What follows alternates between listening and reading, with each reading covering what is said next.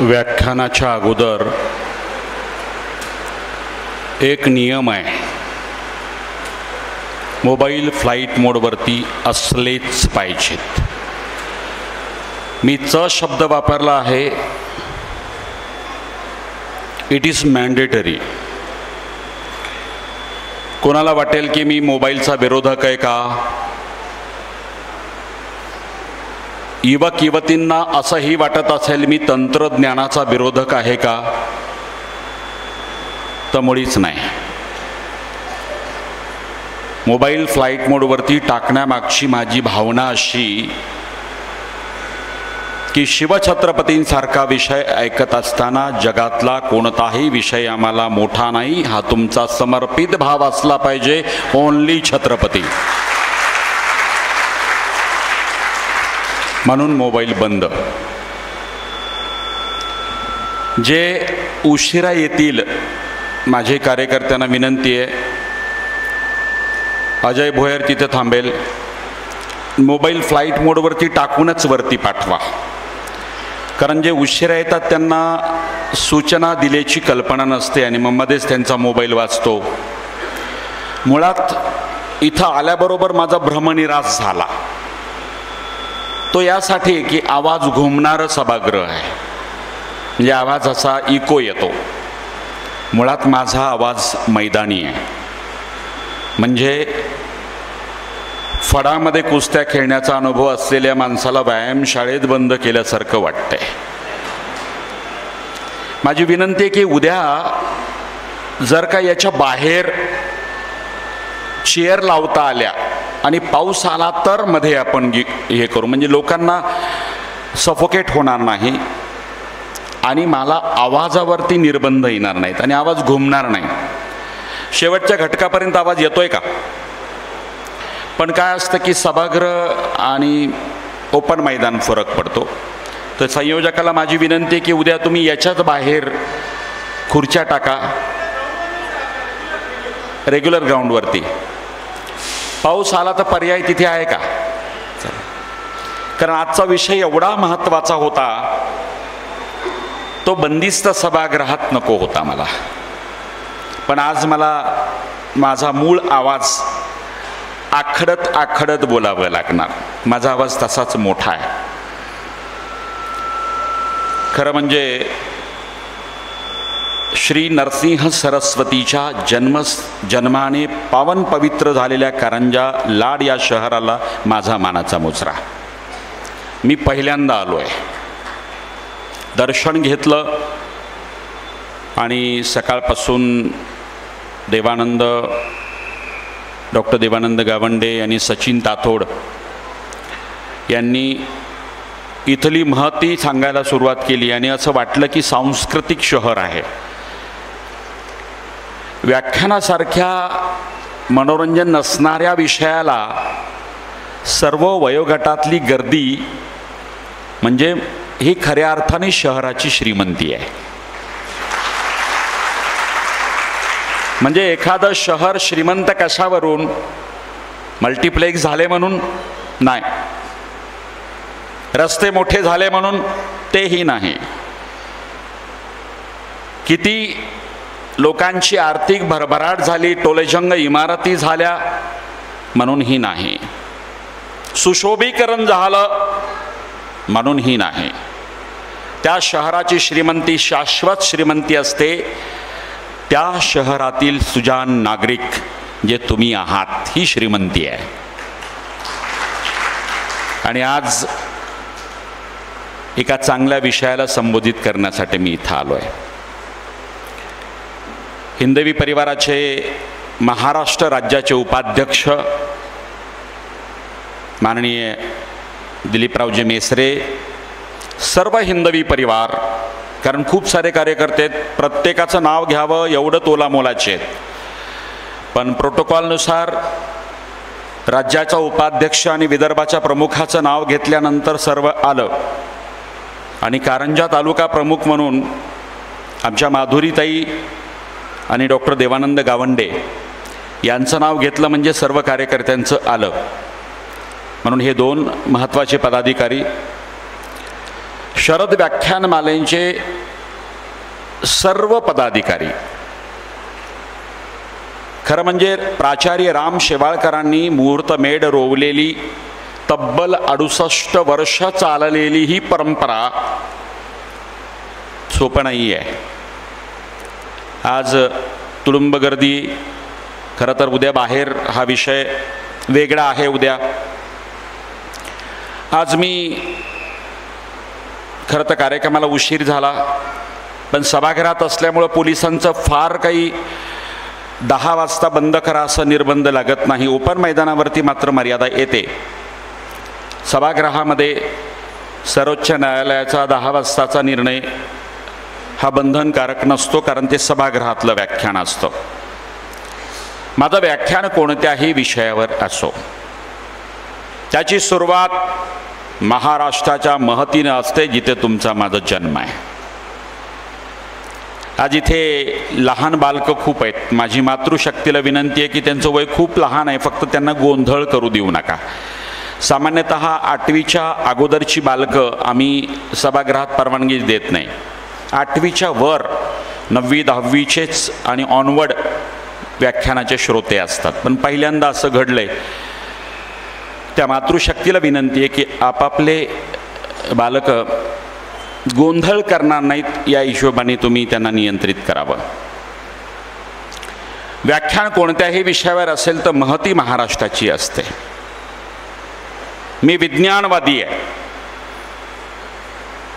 मग बरेच लोक म्हणतात 4-4 बोटांमध्ये अंगठ्या, गंडे, दोरे, हे विरोधाभास नाही का?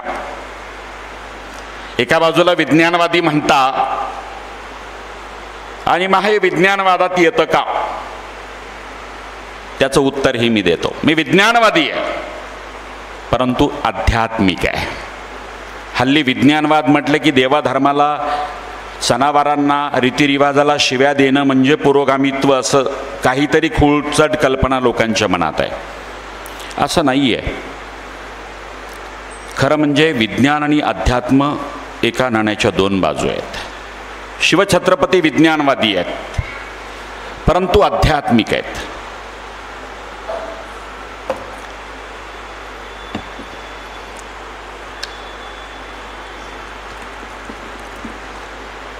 डॉक्टर गावंडेंनी काळजी घेतली आहे की गरम पाण्याचा थर्मास आहे.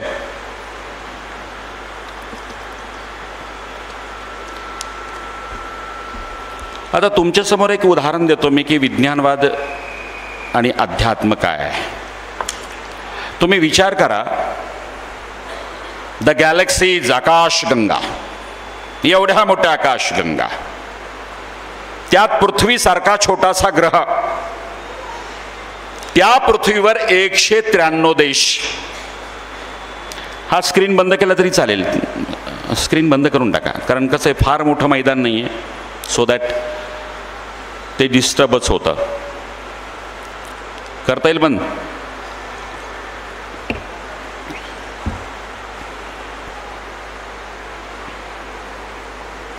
तुम्हीही विचार करून बघा.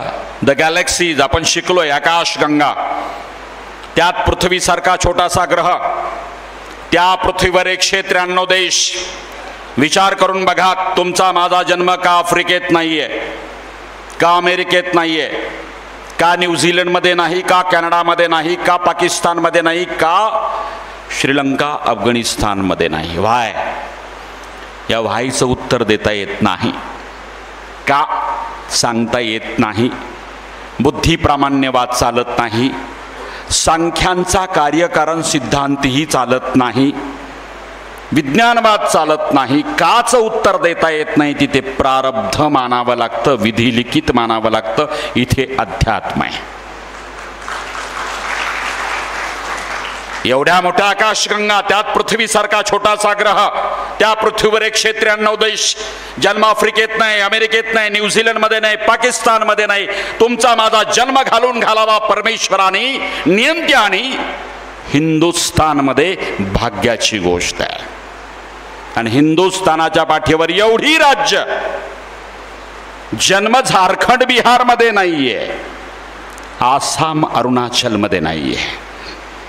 परमेश्वराने तुमचा माझा जन्म घालून घालावा तो छत्रपतींच्या महाराष्ट्रात 7 जन्माची पुण्याई लागते. कुठं उत्तर देणार? व्हाय नाही देता येत. म्हणून प्रारब्ध मानावं लागतं, म्हणून अध्यात्म मानावं लागतं, म्हणून विधी लिखित मानावं लागतं. नाही प्रत्येक ठिकाणी तुम्हाला कार्यकारण सिद्धांत लावता येत, नाही लावता येत. आम्ही तामिळनाडूमध्ये गेलो होतो. खरं तर इथं बसलेले सगळे शिवभक्त माझ्यासोबत मोहिमेमध्ये होते. छत्रपतींनी तामिळनाडू जिंकलेले किल्ले हे मागच्या 2 वर्षापूर्वी आम्ही गेलो. हे सगळे आले होते शिवभक्त. तुमच्या गावातले गावंडे सगळे कुटुंबीय आले होते, जाधव कुटुंबीय आले होते, काळबांडे कुटुंबीय आले होते, खंडागळे आले होते, हा सचिन ताथोड होता. विचार करा, तामिळनाडूमध्ये 300 लोक आम्ही गेलो. लोकांनी स्वागत केलं आमचं. लोक हिंदी बोलत नाहीत, तुटक्या मुटक्या हिंदीमध्ये काही लोक बोलण्याचा प्रयत्न करत होते. आप कहाँ से है? आणि आमच्या मुखातनं उत्तर निघालं महाराष्ट्र. ऐकल्याबरोबर समोरच्याच्या चेहऱ्यावरती विलक्षण भाव होता आणि समोरच्याचं प्रत्युत्तर होतं, ओ छत्रपती शिवाजी का महाराष्ट्र. अरे छाती अभिमानाने फुलून यावी और अभिमानाने भरून यावा, ऐसा इतिहास या महाराष्ट्राचा. संन्याशाचं पोर बनून हिनविला त्या पोरानं सुद्धा अमृतातेही पैजा जिंके ऐसी ज्ञानेश्वरी निर्माण केली. त्या संत ज्ञानेश्वरांचा हा महाराष्ट्र आहे. आपल्या विज्ञानवादी अभंगाने समाजात प्रबोधन करणाऱ्या जगद्गुरु तुकोबांचा हा महाराष्ट्र आहे. इंग्रजांच्या विरोधात सर्वप्रथम बंड करणाऱ्या 1832ला फासावर जाणाऱ्या आद्य क्रांतिकारक उमाजी नायकांचा हा महाराष्ट्र आहे. निमित्त होतं 1876च्या दुष्काळाचं. रामोशी समाजाला हाताशी घेतला, इंग्रजांच्या विरोधात लढ्याची प्रेरणा निर्माण केली त्या क्रांतीवीर वासुदेव बळवंत फडक्यांचा हा महाराष्ट्र आहे. जगेल तर देशासाठी, मरेल तेही देशासाठी. हे व्रत आयुष्यभर जोपासून अजन्म ब्रह्मचारी राहून भारतभूची सेवा करणाऱ्या वस्ताद लहुजी साळव्यांचा हा महाराष्ट्र आहे. शिका, संघटित व्हा आणि संघर्ष करा, हा मूल मंत्र देणाऱ्या डॉक्टर बाबासाहेब आंबेडकरांचा हा महाराष्ट्र आहे.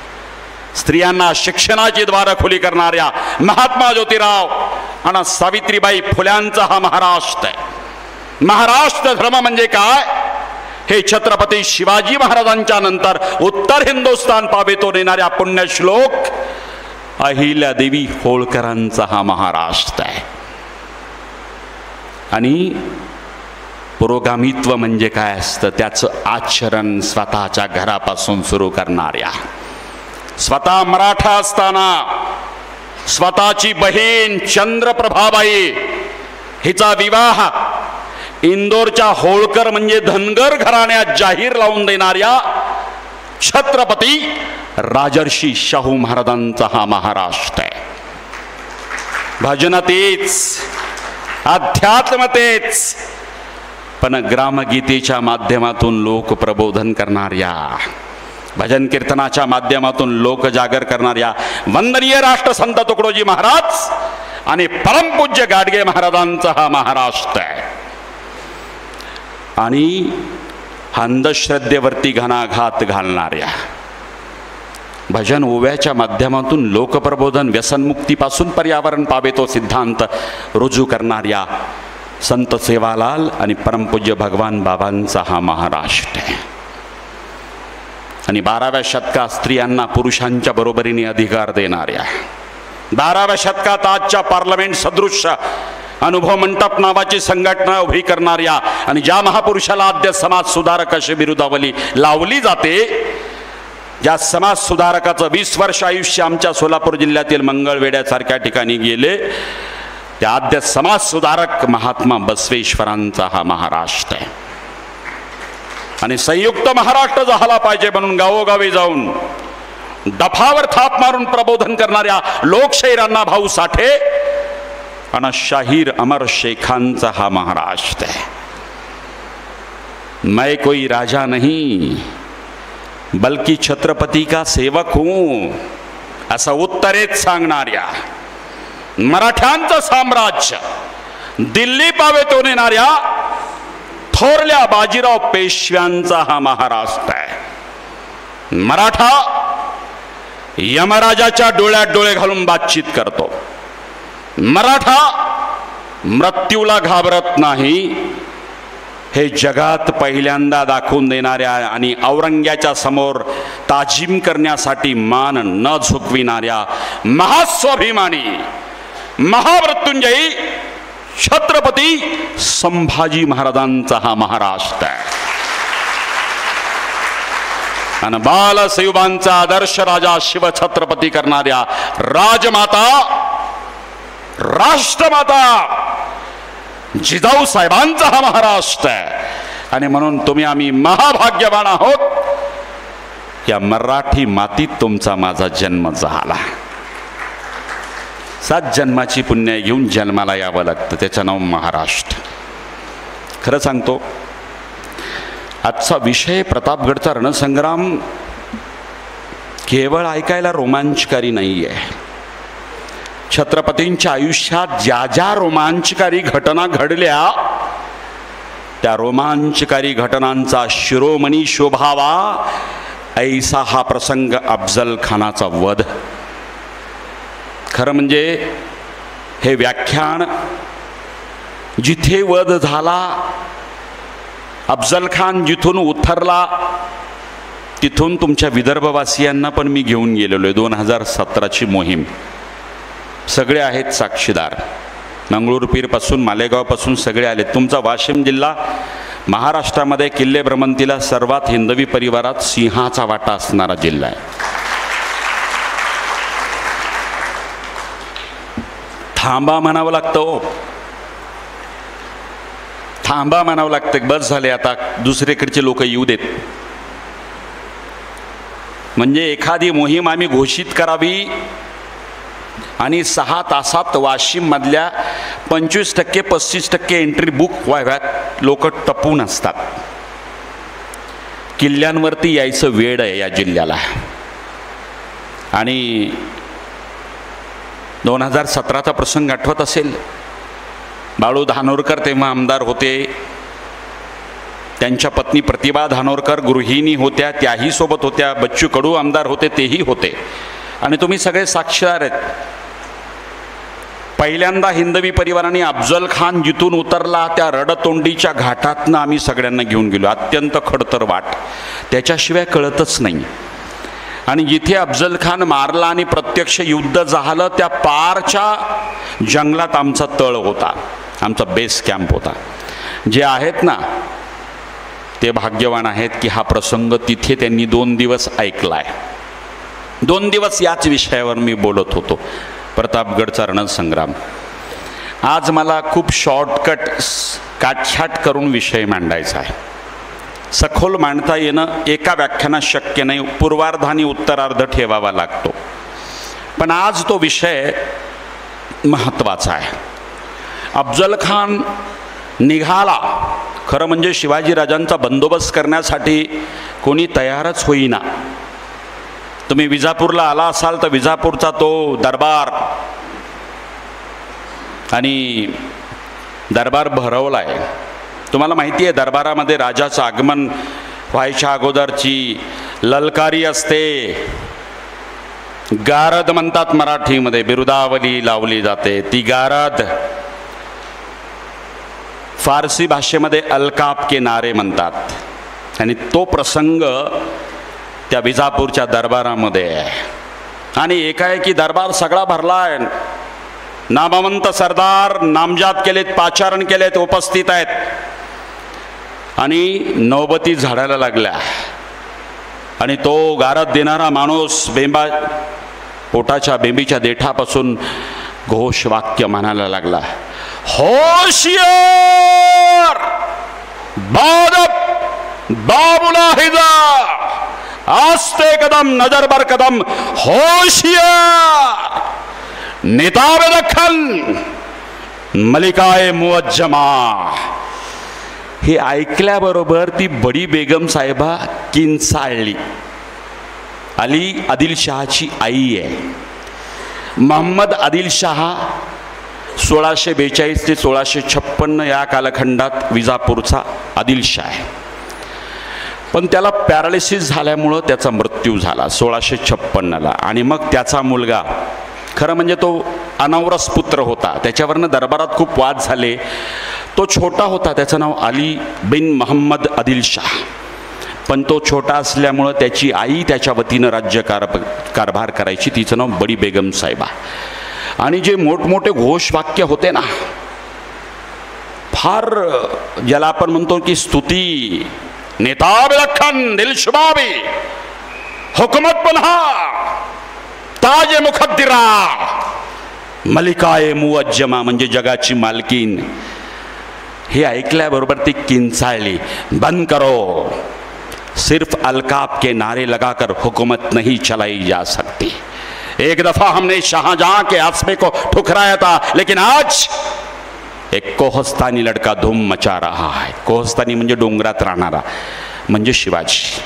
एक दफा हमने शाहजहां के आसमे को ठुकराया था, लेकिन एक कोहस्तानी लड़का धूम मचा रहा है. कौन उड़ाएगा सिवा की धज्जिया? दरबार शांत. कौन उड़ाएगा सिवा की धज्जिया? दरबार शांत. मैं जानती हूं कि मेरा हर दरबारी रुस्त में जमा है. म्हणजे पुन्हा ती म्हणते की मला माहिती आहे माझा प्रत्येक दरबारी बहादूर आहे, रुस्तमे जमा आहे. तरीही कुणी प्रतिसाद देत नव्हता. आणि इतक्यात मागावून सगळ्या सरदाराच्या त्या रांगेमधून एक आवाज आला, मैं लाऊंगा सिवा को, जिंदा या मुर्दा हुजूर के सामने पेश करूंगा. सड्या घोड्यानिशी शिवाजीस कैद करून आणतो. आणि असं म्हणत कर कर कर त्याच्या जोड्याचा आवाज जणू पर्वताचं शिखर चालत यावं असं ते व्यक्तिमत्व जोड्याचा आवाज करत करत पुढं निघालं. 6.5 फुटाची उंची, बलदंड देह यष्टी. आणि तो पैजेचा विडा त्यांनी उचलला आणि मुकुटामध्ये, पैजेचा विडा म्हणजे खाईचा विडा नसतो, तो असतो मोत्याचा तुरा, तो मुकुटात धारण केला. म्हणजे अफजल खानाने शिवाजीला ठार मारण्याची किंवा जिवंत कैद करून आणण्याची जिम्मेदारी शिरावरती घेतली असा त्याचा अर्थ. म्हणून तो त्या तबकामध्ये ठेवलेला पैजेचा विडा म्हणजेच मोत्याचा तुरा मुकुटामध्ये खोवला. बडी बेगम साहेबा निहायत खुश झाली. मोठमोठे सरदार दिलेत, 12,000 घोडदळ दिले. अधिकृत आकडा सभासद बकरीमध्ये 12,000. आणि पायदळ 10,000, 22,000 इथंच झाले. आणि वाईपर्यंत पोचता पोचता हा आकडा 35,000चा झाला. म्हणजे जवळपास 35,000ची फौज घेऊन अफजल खान चाल करून निघाला. मोठमोठे सरदार आहेत, मुसे खान आहे, अंबर खान आहे, याकूत खान आहे, हसन खान आहे, रणदुल्ला खान आहे, अंकुश खान आहे. ही जाऊ देत, आमची कोण कोण आहेत अफजल खानाच्या बाजूनं? बाजीराजे घोरपडे आहेत, भोसल्यांचं रक्ताचं नातं आहे, मुधोळचे राजे आहेत, अफजल खानाकडून आहेत. कल्याणजी जाधवराव अफजल खानाकडून, प्रतापराव मोरे जावळीचे आहेत, अफजल खानाकडून आहेत. झुंजारराव घाटगेत मोठे वतनदार अफजल खानाकडून आहेत. नाईजी पांढरे आहेत, नाईजी खराटे आहेत, मोठमोठे सरदार अफजल खानाकडून, आमशी माणसं खानाकडून आहेत. शिवाजी महाराजांचे सख्खे चुलत काका म्हणजे शहाजी राजांचा सख्खा चुलत भाऊ म्हणजे शिवाजी राजांचे काका. नाव होतं मंबाजी राजे भोसले. अफजल खानाचे पृष्ठरक्षक आहेत म्हणजे बॉडीगार्ड. पिलाजी राजे मोहिते, शंकराजी राजे मोहिते, दुरून महाराजांचे सासरे लागायचे, अफजल खानाकडून आहेत. चित्र डोळ्यासमोर उभं करा. तुमच्या माझ्या आयुष्यामध्ये आपला भाऊबंद आपल्या विरोधात गेला तर आपल्याला झोप येत नाही, वाईट वाटतं. महाराजांच्या विरोधात अफजल खानाकडनं कोण कोण येतात याची यादी अव्वल साधनामध्ये शिवभारत नावाच्या ग्रंथात कवींद्र परमानंद नेवस्करांनी दिली. म्हणजे अफजल खान स्वारीवरती सर्वाधिक अध्याय आहेत. हे नंतरचं लिहित नाही, मी सांगत नाही. शिवाजी महाराजांच्या अस्तित्व असताना, हयात असताना लिहिलेला ग्रंथ आहे शिवभारत, संस्कृतमधला आहे. त्याच्यामधली ही अव्वल साधनं आहेत. त्याच्यामध्ये अध्याय क्रमांक 21, श्लोक क्रमांक 52 ते 58 अफजल खानाच्या बाजूनं कोण कोण आहे आणि शिवाजी महाराजांच्या बाजूनं कोण कोण आहे याची यादी शिवभारतकार देतात. म्हणजे अव्वल साधन आहे, दुय्यम नाही आहे, नंतर 100-200 वर्षानंतर लिहिलेलं नाही आहे, अव्वल साधन आहे शिवभारत. बघा, विचार करा, ही माणसं निघालीत, प्रचंड पैसा तोफा खजिना दिलाय, मोठमोठे सरदार दिलेत, पण निघत असताना फते लष्कर नावाचा झेंड्याचा हत्ती मरण पावला. बघा, अपशकुन म्हणतो ना, विजापूर सोडल्याबरोबर सर्वात पहिला झेंडा घेऊन जो हत्ती निघतो ना डोलत डोलत, फते लष्कर त्याचं नाव होतं. आणि झेंड्याचा हत्ती मरण पावला, किंचाळत मरण पावला. आणि अफजल खानाच्या लक्षात आलं की हा अपशकुन आहे. तो एका त्याच्या गुरुकडे गेला. त्या गुरुलाही दिसलं अफजल खानाचं मुंडकं नसलेलं धड, म्हणजे बघा दृष्टांत म्हणतो ना, त्यानेही सांगितलं. विचार करा, अफजल खान निघालेला असताना असे अपशकुन आहेत. मग त्याची खात्री पटली की कदाचित आपण जिवंत येणार नाहीत. आणि त्यांनी एक पाप केलं, जनानखान्यात गेला. मोगलांचे जनानखाने असायचे, ऐशो आराम जीवन, भोगविलासी प्रवृत्ती. जनानखान्यामध्ये 64 स्त्रिया होत्या, त्याच्या 63 स्त्रिया मारल्या त्यांनी. म्हणजे बाहेरच उभारला. किती विकृत आहे. कदाचित मी शिवाजी राजांच्या मोहिमेत गेलो आणि मारल्या गेलो तर या 64 स्त्रिया दुसरे पुरुष भोगणार या विकृतीपोटी 63 कबरी आहेत आज पण समान. 63, तुम्ही म्हणणार 64, 64 कुठे आहे. ते असा तंबूच्या बाहेर उभारला. एक एक जनानखान्यातनं स्त्री आले की तो भोसकायचा, आतडीच बाहेर काढायचा. इतका क्रूर. एक पळत पळत गेली म्हणजे रस्ता क्रॉस करून 63 स्त्रिया एकाच जागी हिंदुस्थानाच्या इतिहासात त्या विजापूरच्या जवळ कबरी आहेत. अफजल खानाने स्वतःच्या स्त्रियांच्या 63 हत्या केल्यात त्यांनी निघायच्या पूर्वी. हे का सांगतोय? अव्वल साधनातले पुरावेत. फ्रेंच प्रवासी, त्याचं नाव होतं ॲबे कॅरे. या ॲबे कॅरेने सुद्धा अफजल खान हत्येचं समर्थन केलंय. कशावरून माहिती आहे? ज्यांनी 63 स्त्रिया मारल्या त्याला ही शिक्षा हवी होती, म्हणजे त्या हत्येचं ॲबे कॅरेने समर्थन केलंय.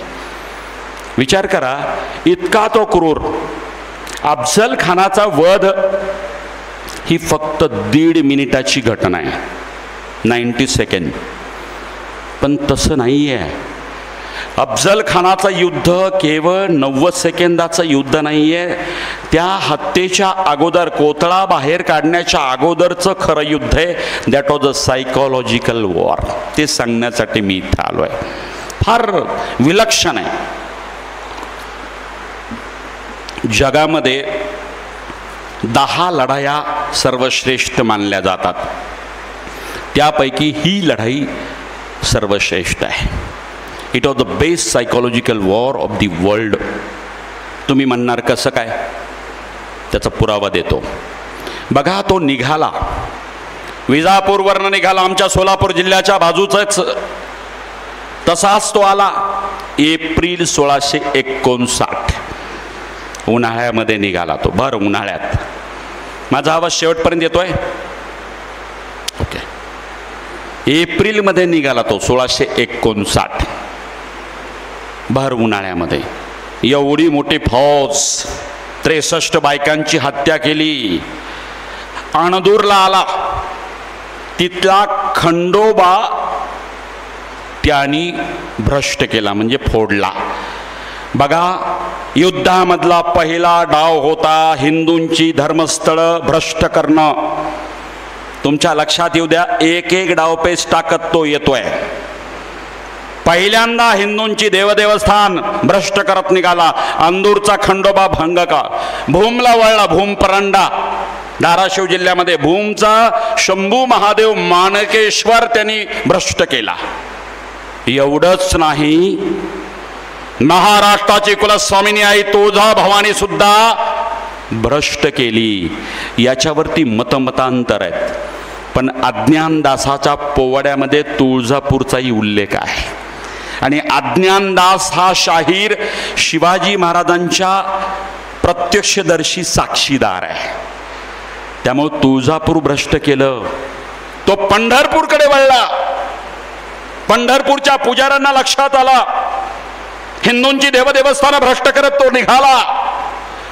पंढरपूरच्या बडव्यांनी पांडुरंगाची मूर्ती काढली आणि चंद्रभागा नदीच्या पलीकडे असणाऱ्या देगाव नावाचं छोटंसं गाव आहे, त्या गावातील पाटलाच्या विहिरीमध्ये पांडुरंगाची मूर्ती लपवली. म्हणून पांडुरंग आज आपण दर्शनाला बघतो. लक्षात घ्या, भ्रष्ट करत करत तो निघालाय. तुम्ही म्हणणार युद्धाचा पहिला डावपेच हाच आहे. त्यांनी हा डाव मुद्दाम टाकला. हिंदूंची देवदेवस्थानं भ्रष्ट करत निघाला. महाराष्ट्राची कुलस्वामिनी आई तुळजा भवानी शिखर शिंगणापूरचा महादेव तोही भ्रष्ट केला. हिंदूंची देवदेवस्थानं भ्रष्ट करत निघाला. हा युद्धातला पहिला डाव होता. का टाकला माहितीये?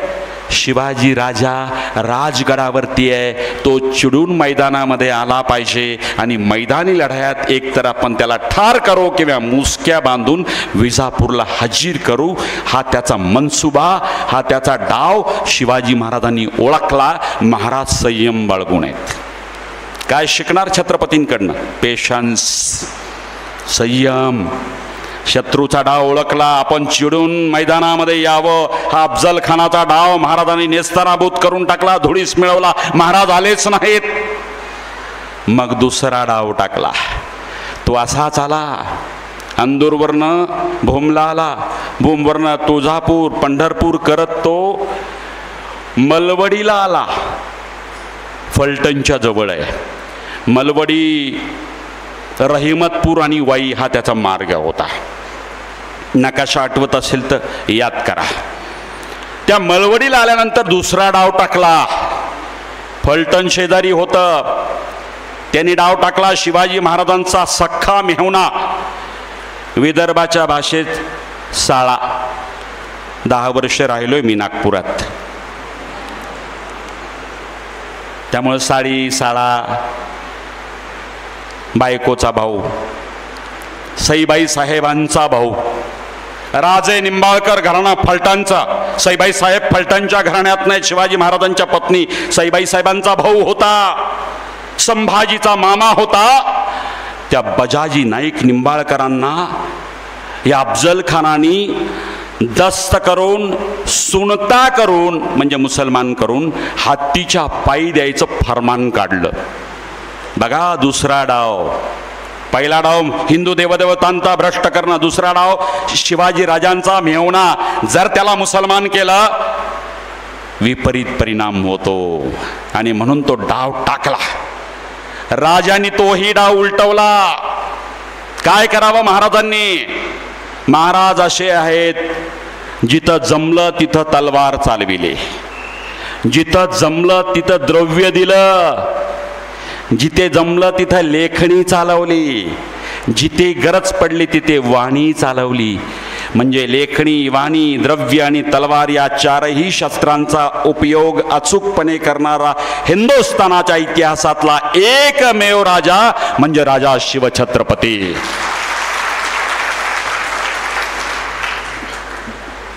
काय केलं महाराजांनी? नाईकजी पांढरे नावाचे सरदार आहेत, अफजल खानाच्या बाजूने आहेत. त्याला संपर्क साधला आणि 60,000 होन. एक होन म्हणजे 3.25 ग्रामचं सोन्याचं नाणं. आता आजचा काय भाव आहे? इथे श्याम दुरतकर बसलेत आमचे ज्वेलरीवाले. आता 3.25 ग्रामचं सोन्याचं नाणं म्हणजे एक होन. 60,000 होन दिलेत. माझं व्याख्यान झाल्यानंतर मला त्याचं गणित सांगा. मी मेडिकल स्टुडंट आहे. मॅथमॅटिक्स मी सोडलेलंच होतं 10वी नंतर, आपला प्रांत नाही म्हणून. 60,000 होन दिले. थोडक्यात खंडणी दिली आणि स्वतःच्या मेवण्याचं मुसलमान होण्यापासूनचं धर्मांतर छत्रपतींनी रोखलं. प्रसंगी द्रव्य चालवलं. विचार करा, अफजल खानाला सुद्धा सगळ्या सैन्याचा खर्च भागवायचा होता. चारा, वैरण, काडी, दाना पाणी, म्हणून त्यांनी पैसा इथंच उभा केला. 60,000 होऊन दुसरा डाव अफजल खानाचा उलटवला महाराजांनी आणि मग तो वाईला पोचला. मे शेवटचा आठवडा 1659. मग तिथून तो वाईलाच का आला? तर तो वाईचा सुभेदार होता. त्याला मराठी येत होतं. वाई भागामध्ये येणाऱ्या सगळ्या किल्ल्यांची, दुर्गम मार्गाची माहिती त्याला होती. कोण इमानदार कोण गद्दार हेही त्याला माहिती होतं. म्हणून तो वाईला आला. आल्याबरोबर त्यांनी तिसरा डाव टाकला. कळतंय का तुम्हाला? फक्त कोतळा बाहेर काढणं 90 सेकंद आहे हो. त्याच्या अगोदरचे डाव आहेत. इथं प्रतापगडचा रणसंग्राम समजून घ्या. तिसरा डाव टाकला. शिवाजी महाराजांचे प्रमुख ठाणे पुणे, सुपे, सासवड आणि शिरवळ 4ही वाडे शिवाजी महाराजांचे कब्जात घेतले. अशरफ खानाला पाठवला, इनायत खान पाठवला, नाईकजी पांढरे पाठवले, नाईकजी खराटे पाठवले. म्हणजे हे सगळे सरदार 4 वाडे घ्यायला पाठवले. सिद्दी हिलाल पण पाठवला. विचार करा, चित्र डोळ्यासमोर उभं करा. शिवाजी महाराजांचे 4 वाडे, त्याच्यावरचा भगवा उतरवला गेला आणि मोगली हिरवं निशाण चढलं. विचार करा, रयतेच्या मनावरती काय नकारात्मक परिणाम झाला असेल. तुम्हाला आत्ता कळणार नाही. समजा एखाद्या शत्रू राष्ट्राने हल्ला केला.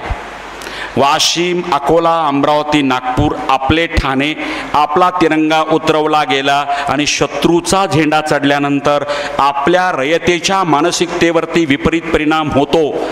रयत नकारात्मक होते, धास्तावते. आणि त्यांनी तिसरा डाव टाकला. शिवाजी महाराजांची रयत म्हणजे छत्रपतींचा पाठिंबा जर कमी करायचा असेल तर त्याच्या रयतेला घाबरवलं पाहिजे. म्हणून पुणे, सुपे, सासवड आणि शिरवळ 4ही ठाणे त्यांनी कब्जात घेतले. हिंदवी स्वराज्याचा भगवा उतरला गेला आणि मोगली हिरवं निशाण चढलं. तिसरा डाव टाकल्याबरोबर नेताजी पालकरांना राग आला. नेताजी पालकर सरनौबत आहेत, chief of the army staff आहेत. नेताजी पालकर म्हणे, महाराज 4ही वाडे सोडवितो, परवानगी द्या. महाराज डाव टाकतायत. याला म्हणतात टाइम फॉर स्पेस. युद्धशास्त्रातला नियम आहे टाइम फॉर स्पेस, की प्रसंगी हे वाडे परत मिळवण्याचा प्रयत्न नेताजी पालकर, त्याचं नाव खरं नेतोजी आहे ग्रंथामध्ये, नेतोजी, आपण नेताजी म्हणतो. नेतोजी पालकर म्हणतोय की मी वाडे परत घेतो, पण महाराज म्हणतात थांब. त्याच्या मागचा डाव असा होता की अफजल खानाचा फाजील आत्मविश्वास छत्रपतींनी वाढवला की वाडे सुद्धा परत घेण्याची ताकद शिवाजी राजांमध्ये नाही, असा संदेश त्याच्यामध्ये गेला. आणि महाराजाला नेमकं हेच पाहिजे होतं. विचार करा, नेमका हा डाव. नेताजी पालकर वाडे परत मिळवण्यासाठी सज्ज आहे. महाराज म्हणतात नाही घ्यायचे. Time for space. शत्रूचा फाजील आत्मविश्वास महाराजांनी वाढवला. हाही युद्धाचा डावपेच होता आणि तिथंही महाराज संयमी आहेत. आता चौथा डाव, 3 डाव महाराजांनी उधळून लावले अफजल खानाचे. मूर्त्याची विटंबना केली. शिवाजी राजा मैदानात आला नाही. स्वतःच्या मेवण्याचं धर्मांतर करण्याचा फरमान सोडलं. शिवाजी राजा घाबरला नाही. वाडे काबीज केले, राजा अस्वस्थ झाला नाही. मग चौथा डाव टाकला. शिवाजी राजाच्या अवतीभोवती असणारे माणसं आपल्या बाजूनं वळवायची. ते काय आजचा प्रयत्न असं वाटतंय काय तुम्हाला? विधानसभा, लोकसभा, महाराष्ट्र कन्फ्युजन मध्ये होता. कोणत्या पक्षातला माणूस दुसऱ्या दिवशी तिकीट घेऊन कोणत्या पक्षात याचंही काही चिन्ह. कोणाचे चिन्ह बदलले, कोणाचे रंग बदलले, झेंडे बदलले, माणसं बदलली, आमदार खासदार म्हणून निवडून आले. पक्ष निष्ठा सब कुछ छोट. अफजल खानाला वाटलं की शिवाजी राजाला जर कमकुवत करायचं असेल, आजही बघा ना, एखाद्या आमदाराला पडायचं असेल ना, त्याचा राईट हँड कोण आहे, लेफ्ट हँड कोण आहे बघतो आपण. घ्या त्याला. सहज येतो का बघा. 5-25 कोटी देऊन होतंय का बघा. नाही ऐकलं, ईडी सीबीआय आहेतच पुन्हा. अफजल खान सुद्धा याच पद्धतीनं चाल खेळत होता. शिवाजी राजाची अवतीभोवतीची माणसं आपल्या बाजूनं वळवण्यासाठी त्यांनी फरमान काढली. फरमान माहिती आहे का? असा लखोटा असतो बघा, त्या काळातली पत्र. लहान बाळं जर असतील ना, माझी विनंती आहे, कारण ते पुढचे तासभर बसणार नाहीत. आता त्या लहान बालकाच्या चेहऱ्यावरती एवढी दयनीय अवस्था आहे, ते मनातून वक्त्याला आणि आईला शिव्या देत असतील. चल चल म्हणून आणलं, खरं बसवलंय, काही समजत नाही. 15-20 मिनिटं त्यांची टॉलरन्सी गेली आहे. नाही समजणार त्यांना विषय. हा विषय क्लिष्ट आहे. त्यामुळं आताही मी सेफ्टी पॅसेज देतो. लहान बाळं फार खुश होतात. त्यांना म्हटलं ना, तुम्हाला घरी जायची परवानगी, सगळे उठतात. जर तसं तुम्हाला घरी जायचं असेल तर परवानगी देतो. लहान लेकरं आईकडे, आजीकडे आशाभूत नजरेने बघतायत की वक्त्यांनी केलेल्या आवाहनाला माझी आई किंवा आजी कधी प्रतिसाद देते.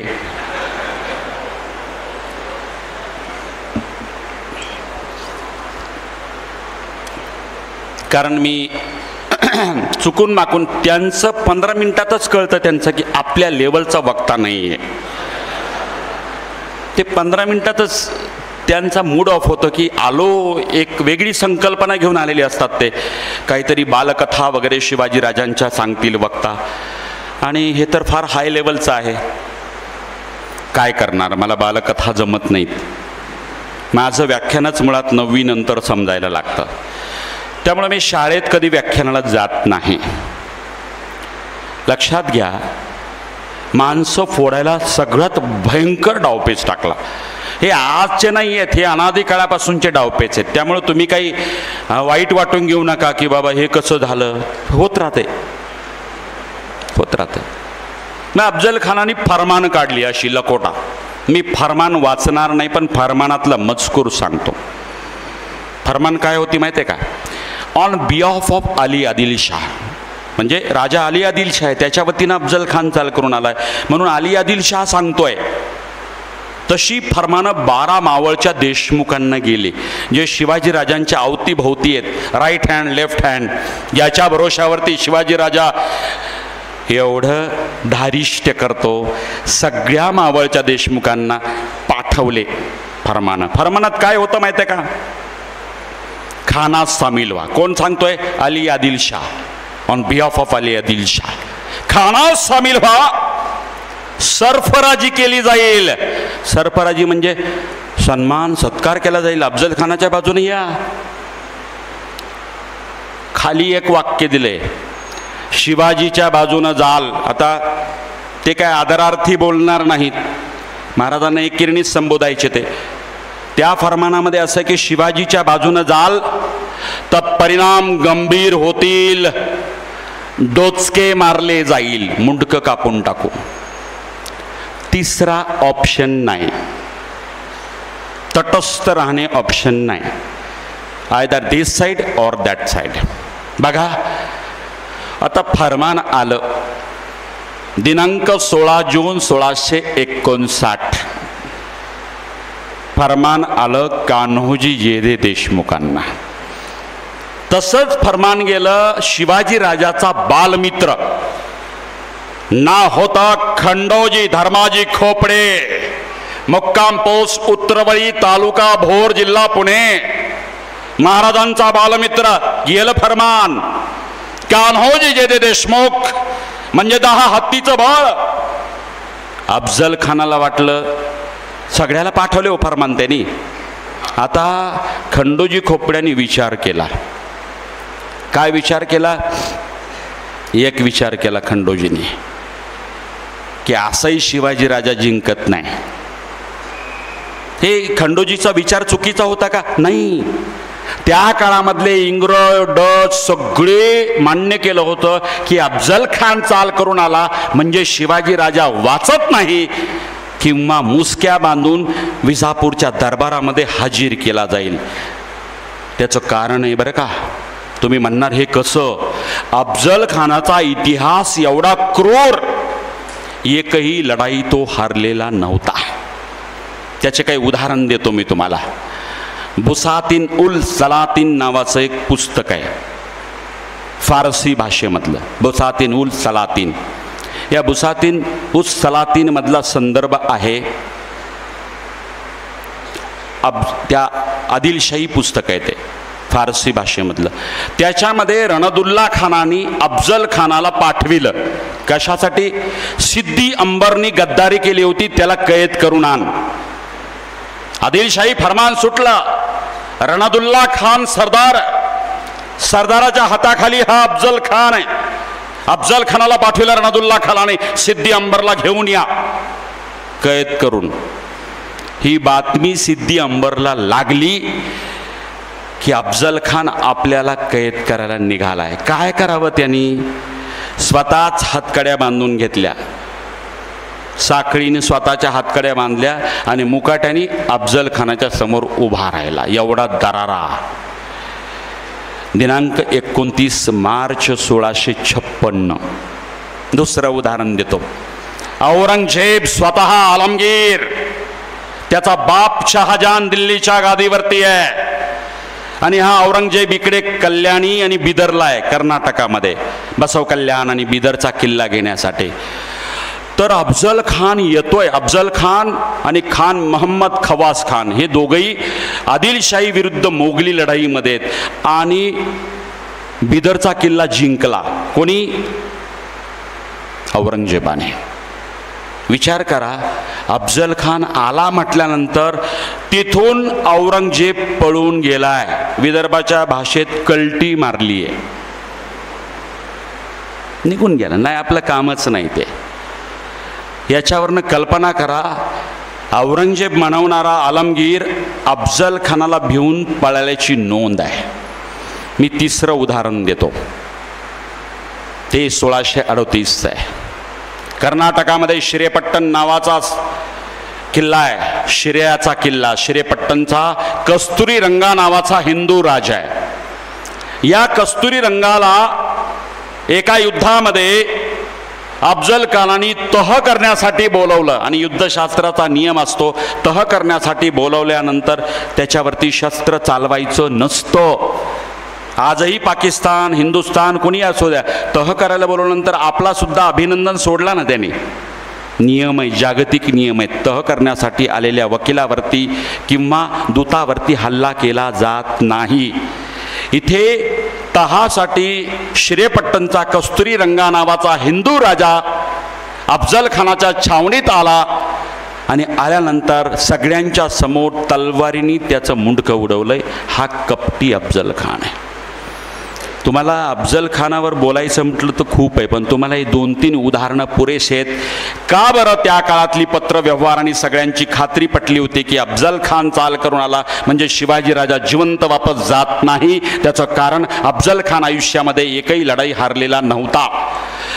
विचार करा, असा अफजल खान चालू करून आला खंडोजी खोपड्याला वाटलं आता शिवाजी राजा वाचत नाही, त्याच्यापेक्षा अगोदरच जिंकणाऱ्या पक्षाकडे गेलं तर बरं, म्हणून त्यांनी पक्षांतर केलं. अफजल खानाच्या पक्षात तो गेला. 2 गावं इनामात मिळतात म्हणून. आता बघा चित्र काय गेलं. आमदार साहेबाच्या उजवा हात पहिला कोण पक्षांतर करतो याची वाट मतदारसंघ बघत असतो. नंतर हा सरपंच गेला, तो झेडपी सदस्य गेला, 4 गावातले सरपंच गेले, पटापटा उड्या मारतात. पहिली उडी कोण मारणार? कोणी मारावी हो? खंडोजी धर्माजी खोपडे. कोण? हिंदवी स्वराज्याची शपथ एप्रिल 1645 शंभू महादेवाच्या साक्षीनं घेण्यामध्ये जे 13 सवंगडी होते, तानाजी मालुसरे, येसाजी कंका, बहिर्जी नाईक, त्यांच्या समवेत शिवाजी राजांच्या बरोबर हा खंडोजी खोपड्याही होता.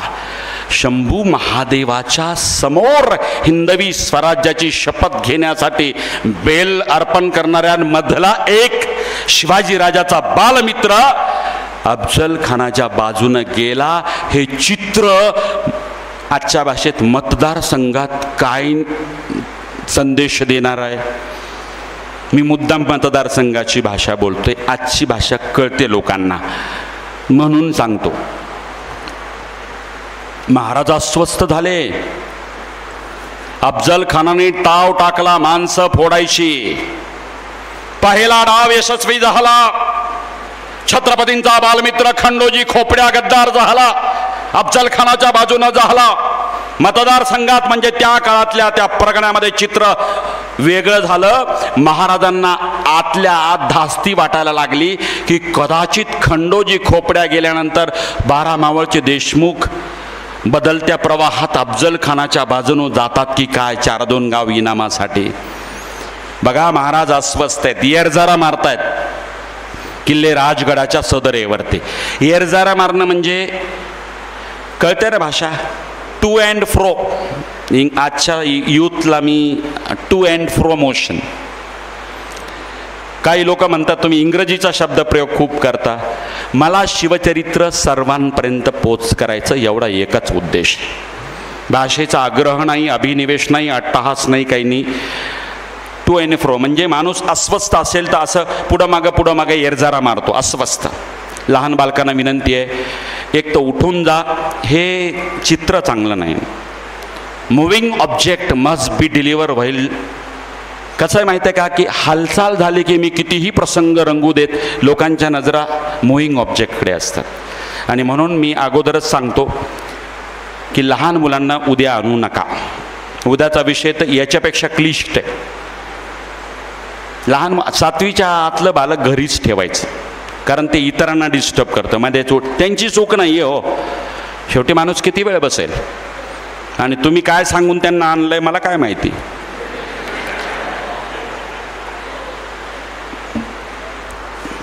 तुमची चूक नाही आहे. चांगले सॉफ्टवेअर आपल्या मुलामुलींच्या ब्रेनमध्ये घुसावेत या एका इच्छेने तुम्ही इथं आणता.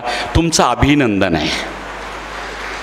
कारण कसं आहे 7 दिवसाची व्याख्यानमाला मी दहीहंडेकर सरांना, देशपांडे सरांना बोललो की ही तुम्ही शहराला सगळ्यात मोठं योगदान देत आहे. येणाऱ्या पिढीच्या मेंदूमध्ये चांगल्या वाक्यांचे सॉफ्टवेअर टाकताय.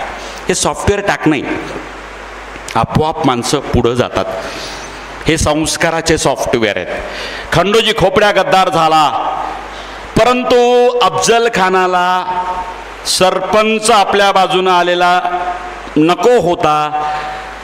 त्याला असा माजी आमदार, 4-5 जिल्हा परिषदेचं सर्कल ज्याच्या ताब्यात आहे, असा मोठा माणूस ज्याचा वट आहे, असा आपल्या बाजूने पाहिजे होता. तो म्हणजे कान्होजी जेधे देशमुख. कान्होजी आपल्या बाजूने आले की शिवाजी राजा तलवार न काढता शरण येणार, हा खानाचा अंदाज खरंच होतं. तसंच फरमान गेलं. कारी नावाचं गाव आहे. पुण्यावरनं कोल्हापूरला जाताना पुणे सातारा हायवेला नसरापूर नावाचं गाव आहे. तिथून उजवीकडे जा, भोर तालुका आहे, तिथे कारी नावाचं गाव आहे कान्होजी जेधे देशमुखांचं. मी त्या बाजूने जात असेल तर गाडी तिकडं वळवत असतो. मला फार बरं वाटतं. तो वाडा असा आता डागडुजी करून त्याची रया घालवली सरकारने, पण पहिला वाडा असा रुबाबदार होता बघा. त्या वाड्यामध्ये कान्होजी जेधे बसलेत. साधारणतः सकाळचा प्रहर आहे, एक प्रहर संपला म्हणजे 9 वाजलेत. घोड्यांच्या टापांचा आवाज आला. मोगली दूत उतरला.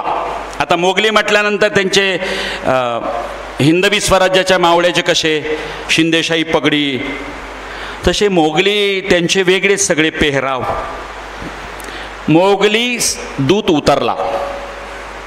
जेधे असे ढाजात बसलेत. ग्रामीण भागामध्ये गावचा वतनदार पाटील बसावा तसे जेधे बलादंड देहेष्टी कान्होजी जेधे बसलेलेत. आणि तो घोडेस्वार आला, खलिता दिला, मुजरा केला, खलिता वाचला. मजकूर तोच, खानात सामील व्हा, सरफराजी होईल. शिवाजीच्या बाजूने जाल तर परिणाम गंभीर होतील, डोचके मारले जाईल, मुंडका कापून टाकू. आता त्यांनी तो फरमान खलिता बंद करत असताना डोक्यामध्ये 2 विचार सुरू झाले. याला म्हणतात मनातलं द्वंद्व. प्रत्येकाला चांगलं आणि वाईट मन असतं, प्रत्येकाच्या मनात असतं. एखाद्या वेळेस आपलेच मन आपली परीक्षा घेते. चांगलं मन आणि वाईट मन याचं युद्ध होतं, त्याला द्वंद्व म्हणतात, डायलेमा म्हणतात इंग्रजीमध्ये. He was in a dilemma. इंग्रजीमधलं पटकन कळतं. काय करावं? अफजल खानाच्या बाजूनं जावं का शिवाजी राजाच्या बाजूनं जावं? गोंधळलेली परिस्थिती. क्षणार्धात कान्होजी जेधे देशमुखांनी 5ही पोरांना बोलवलं. 5 पोरं आहेत. आबासाहेबांनी हाक मारली कान्होजी जेधे. मुलाचं नाव होतं बाजी जेधे, नागोजी जेधे, मताजी जेधे, शिवजी जेधे आणि चांदजी जेधे. 5 पोरं आहेत.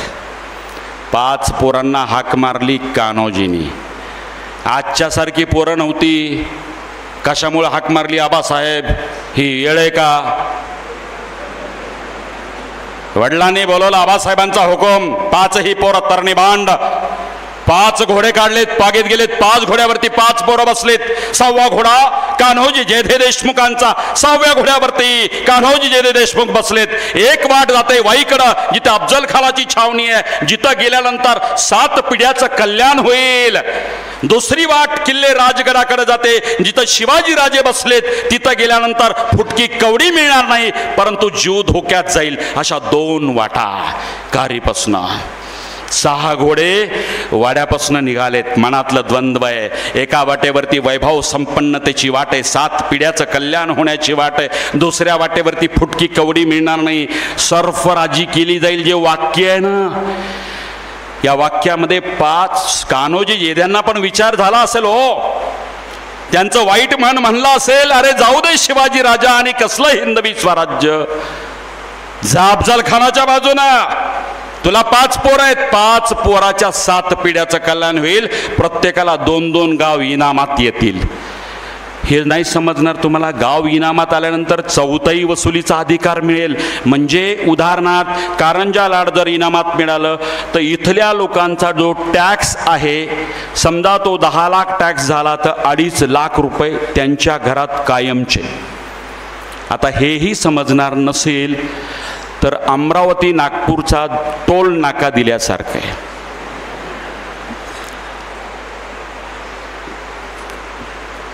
याला म्हणतात सरफराजी. आज होते ना सरफराजी, कारखाना देतात, MLC देतात. आजही सरफराजी केली जाते. विधान परिषदेवर घेतात, राज्यसभेवर घेतात, एखादा कारखाना देतात, कर्ज मंजूर करतात, कर्ज राईट ऑफ करतात. सरफराजीचं या आमच्या बाजून. तसं अफजल खानाने कान्होजी जेध्यांना जो डाव टाकला, कान्होजीचं वाईट म्हणजे म्हणताय की जा, कसलं हिंदवी स्वराज्य आणि कसलं शिवाजी राजे, तुला 5 पोरं आहेत. 5 पोराच्या 7 पिढ्याचं कल्याण होईल. आणि दुसरं मन म्हणतं या बाजूने गेला तर फुटकी कवडी नाही. चांगल्या आणि वाईट मनाचं द्वंद्व कान्होजी जेध्यांच्या मनामध्ये सुरू होतं आणि या द्वंद्वामध्ये जिंकलं ते चांगलं मन म्हणायला लागलं, अरे नाव राहतं, संपत्ती इथं सोडून जाते, पिढ्यानपिढ्या नाव इमानाचं घेतलं जातं. घोड्याला टाच मारली आणि 6 घोडे किल्ले राजगडाच्या दिशेने घोडदौड करायला लागले. जिथं फुटकी कवडी नाही पण इमान. जेध्यानी वतनासाठी इमान राखला, गद्दार झाला नाही, भगव्याशी इमान राखलं. 7 पिढ्या नाही, यावत चंद्र दिवा करो, चंद्र सूर्य असेपर्यंत जेध्यांचं नाव इमानाने घेतलं जाईल. संपत्ती आज आहे उद्या नाही. आणि म्हणून जे चांगलं मन वाईट मनावरती जिंकलं आणि राजगडावरती ही 6 जण 5 पोरं आणि कान्होजी जेधे घोडदौड करत निघाली.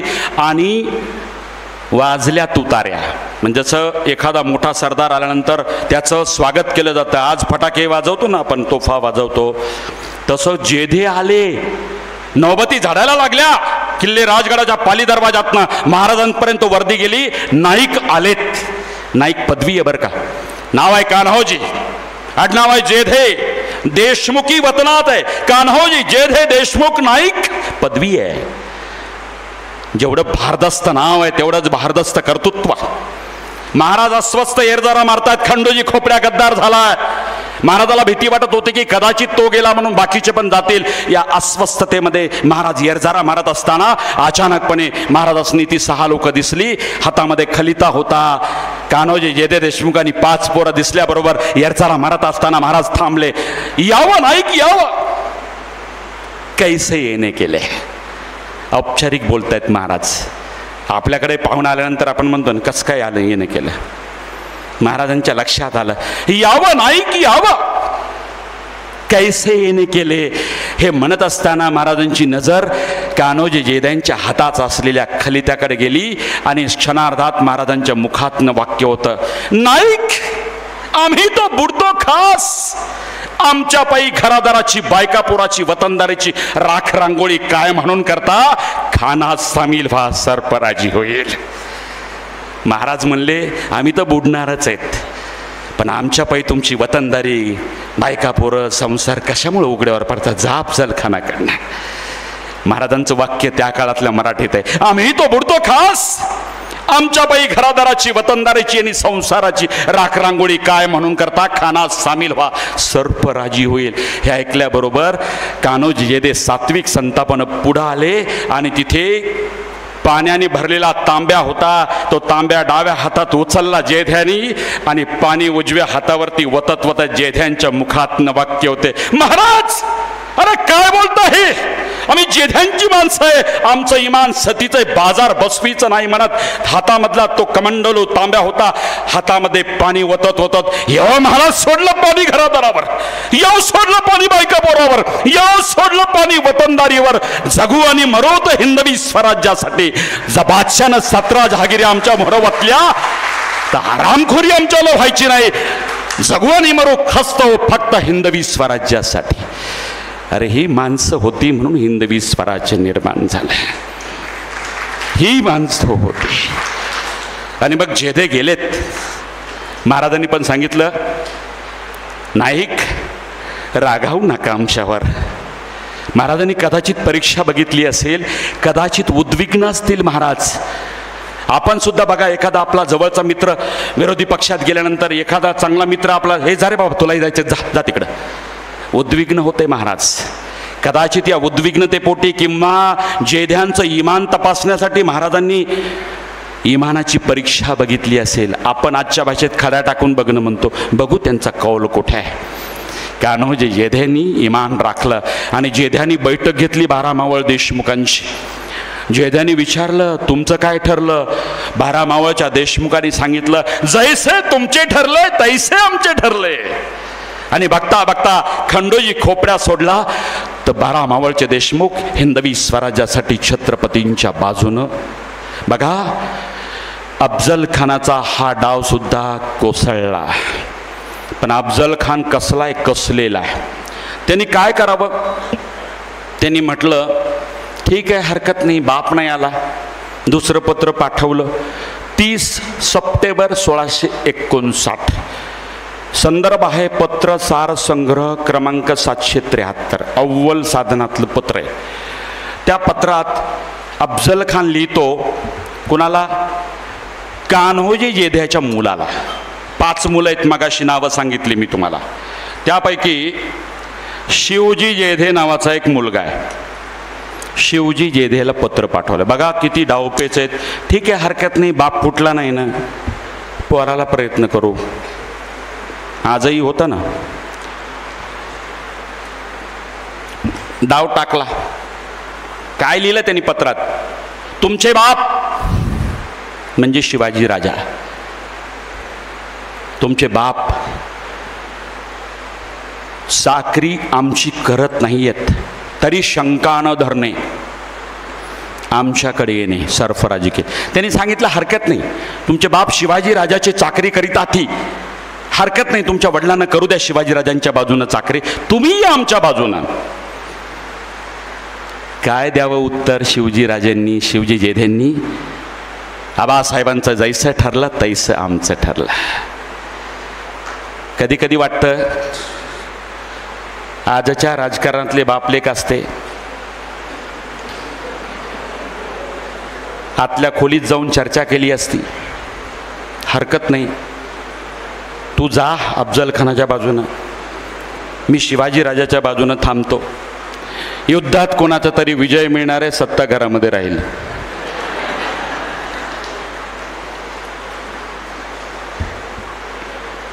होतंय ना आज, पण नाही, आजच्या सारखे पिता पुत्र नाही आहेत, ते खंबीर आहेत. आणि हा डाव सुद्धा खऱ्या अर्थानं उधळून लावला. आणि मग डावपेचाला सुरुवात झाली. बघा, सायकोलॉजिकल वॉर आहे, फार विलक्षण युद्ध आहे. आणि मग त्याच्या लक्षात आलं, वाईला गेल्यानंतर आता शिवाजी राजा किल्ले राजगडावर आहे. शिवाजी राजांच्या लक्षात आलं तर राजगडावर थांबणं धोक्याचं आहे. घनदाट अरण्याने वेढलेला किल्ले प्रतापगडाकडे जाणं योग्य राहील, जावळीचं खोरं आहे.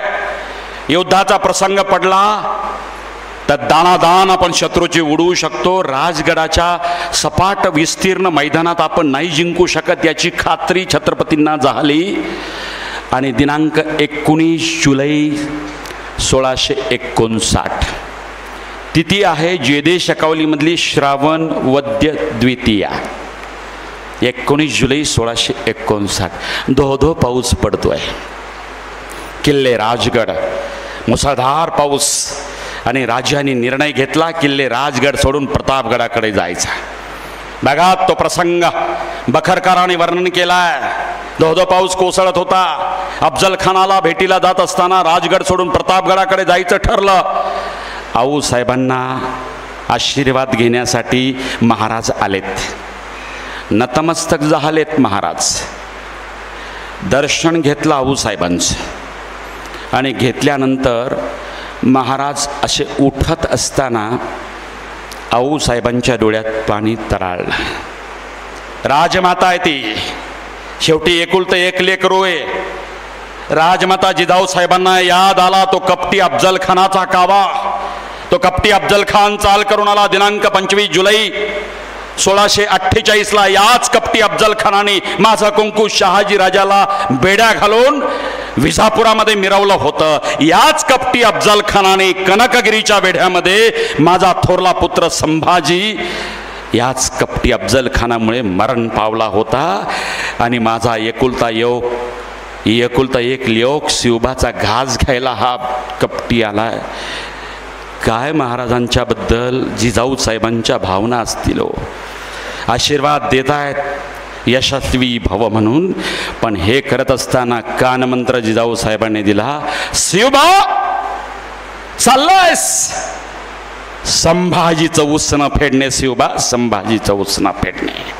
आई अशी असली पाहिजे, कानमंत्र देणारे. बदला घे मोठ्या भावाचा. याच कपटी अफजल खानाने कनकगिरीच्या वेड्यात तुझा मोठा भाऊ याच्यामुळे ठार झालाय, बदला घे. आऊसाहेबांनी आशीर्वाद दिला. महाराज किल्ले राजगडाचा बालेकिल्ला चढतायत, अष्टकोनी बुरुज. तुम्ही किल्ले राजगडावरती आलाय की नाही मला कल्पना नाही. किल्ले राजगडाचा अष्टकोनी बुरुज महाराज चढत असताना अंतःपुरामध्ये, अंतःपूर म्हणजे आजच्या भाषेमध्ये बेडरूम, शयनगृह, त्या शयनगृहात सईबाई साहेबांच्या भेटीसाठी निघालेत. सईबाई साहेबांची काय अवस्था आहे हो? आजच्या भाषेत she was in a serious condition. क्षयरोग झालेला होता. राजवैद्यांची औषधी लागू पडत नव्हती. वजन कमी कमी होत जात होतं. खोकला बरा होत नव्हता. भूक लागत नव्हती. वजन कमी होतं आणि उठण्याचंही त्राण उरलं नव्हतं. राजवैद्यांची औषधांची मात्रा लागू पडत नव्हती आणि राजवैद्यांनी इशारा दिला होता की सईबाई साहेब किती तासाच्या आणि किती दिवसाच्या सोबती असतील हे सांगता येत नाही. विचार करा, अशा पार्श्वभूमीवरती आपला राजा लाडक्या राणीसाहेबांच्या अंतःपुरात प्रवेश केल्याबरोबर खोकत खोकत उठण्याचाही त्राण नसणाऱ्या सईबाई साहेब त्या बिछाण्यावरती उठण्याचा प्रयत्न करतायत. तेवढंही त्राण नाही आहे, परंतु धनी आलेत म्हणून उठण्याचा तो प्रघात, ती शिस्त.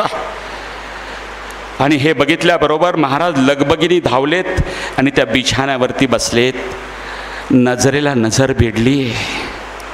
निशब्द प्रेमाचा संवाद होता. महाराजांचं अंतर्मान राजा म्हणून नाही, एक पती म्हणून कालवा कालव करत होतं. अंतर्मान म्हणत होतं, अरे या क्षणाला तू इथं बसावस, त्या सईचा हात हाताशी घ्यावास आणि तिला दिलासा द्यावास. तिला सांगावं यमराजाचा पराभव करणारे औषध आणि राजवैद्य मी देशातल्या वेगवेगळ्या भागातनं बोलवील म्हणून तिला दिलासा द्यावा, तिचा धीर वाढवावा. म्हणून आज या क्षणाला तिच्या बिछाण्याजवळ पायाशी बसून हातात हात घेऊन धीर देण्याची गरज. आणि स्वराज्यावरचं संकट अफजल खान किल्ले प्रतापगडावरती, मनामध्ये द्वंद्व सुरू असेल. या क्षणी माझी गरज आहे. महाराज राजे म्हणून बघू नव्हता, एका पत्नीचा पती म्हणून बघा.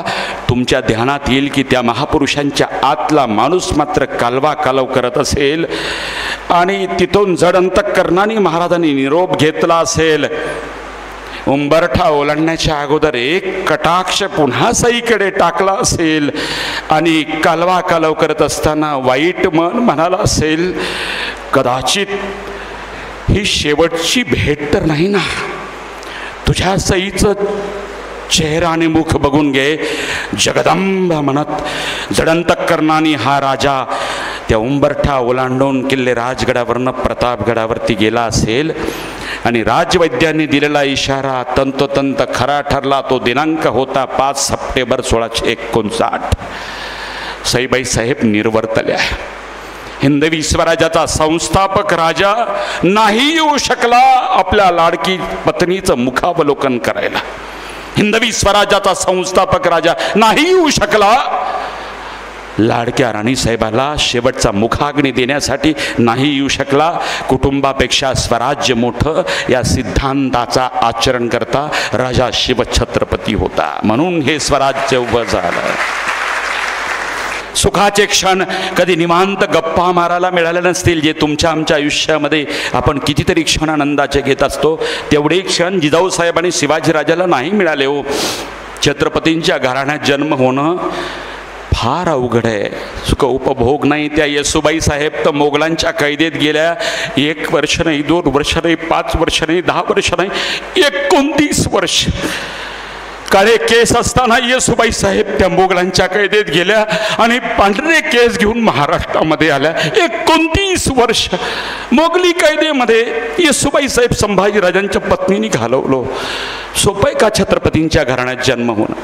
तुम्ही आम्ही खूप सुखात आहेत, नाही आम्हाला झळ पोचली, पण छत्रपतींच्या घराण्यामध्ये माणसं तर खस्ता त्याग केला. पण बायकांनी सुद्धा 25व्या वर्षी ती ताराराणी विधवा झाली.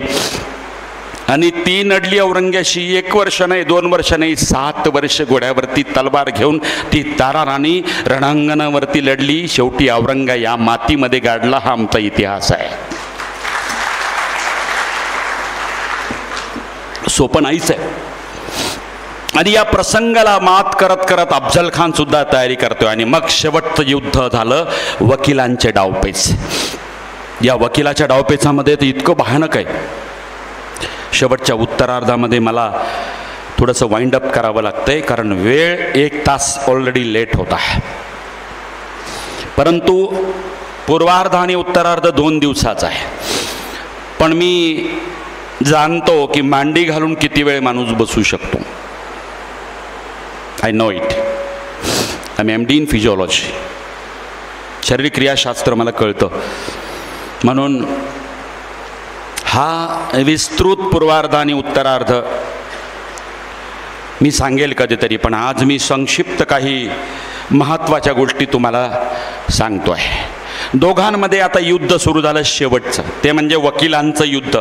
याला डिप्लोमॅटिक स्ट्रॅटेजी म्हणतात, म्हणजे डावपेचात्मक व्यूहरचनात्मक. अफजल खानाचा वकील नाव होता कृष्णाजी भास्कर कुलकर्णी. सॅलरी होल्डर आहे, पगारी हवालदार आहे तो. शिवाजी महाराजांच्या वकिलाचं नाव आहे पंताजी गोपीनाथ बोकील. महाराज आदराणी काका म्हणायचे. मुक्काम पोस्ट हिवरं, तालुका सासवड, जिल्हा पुरंदरच्या जवळ त्यांचं गाव आहे, हिवरं गाव आहे. पंताजी गोपीनाथ बोकील महाराजांचे वकील आहेत. आणि वकिलाचे डावपेच सुरू झाले. अफजल खानाला वाटलं की शिवाजी राजा प्रतापगडावरती गेलाय, तो वाईला आला पाहिजे. वाईला आल्यानंतर उघड्या मैदानामध्ये एकतर कैद करू किंवा ठार करू, एवढे 2च महत्त्वाचे सिद्धांत.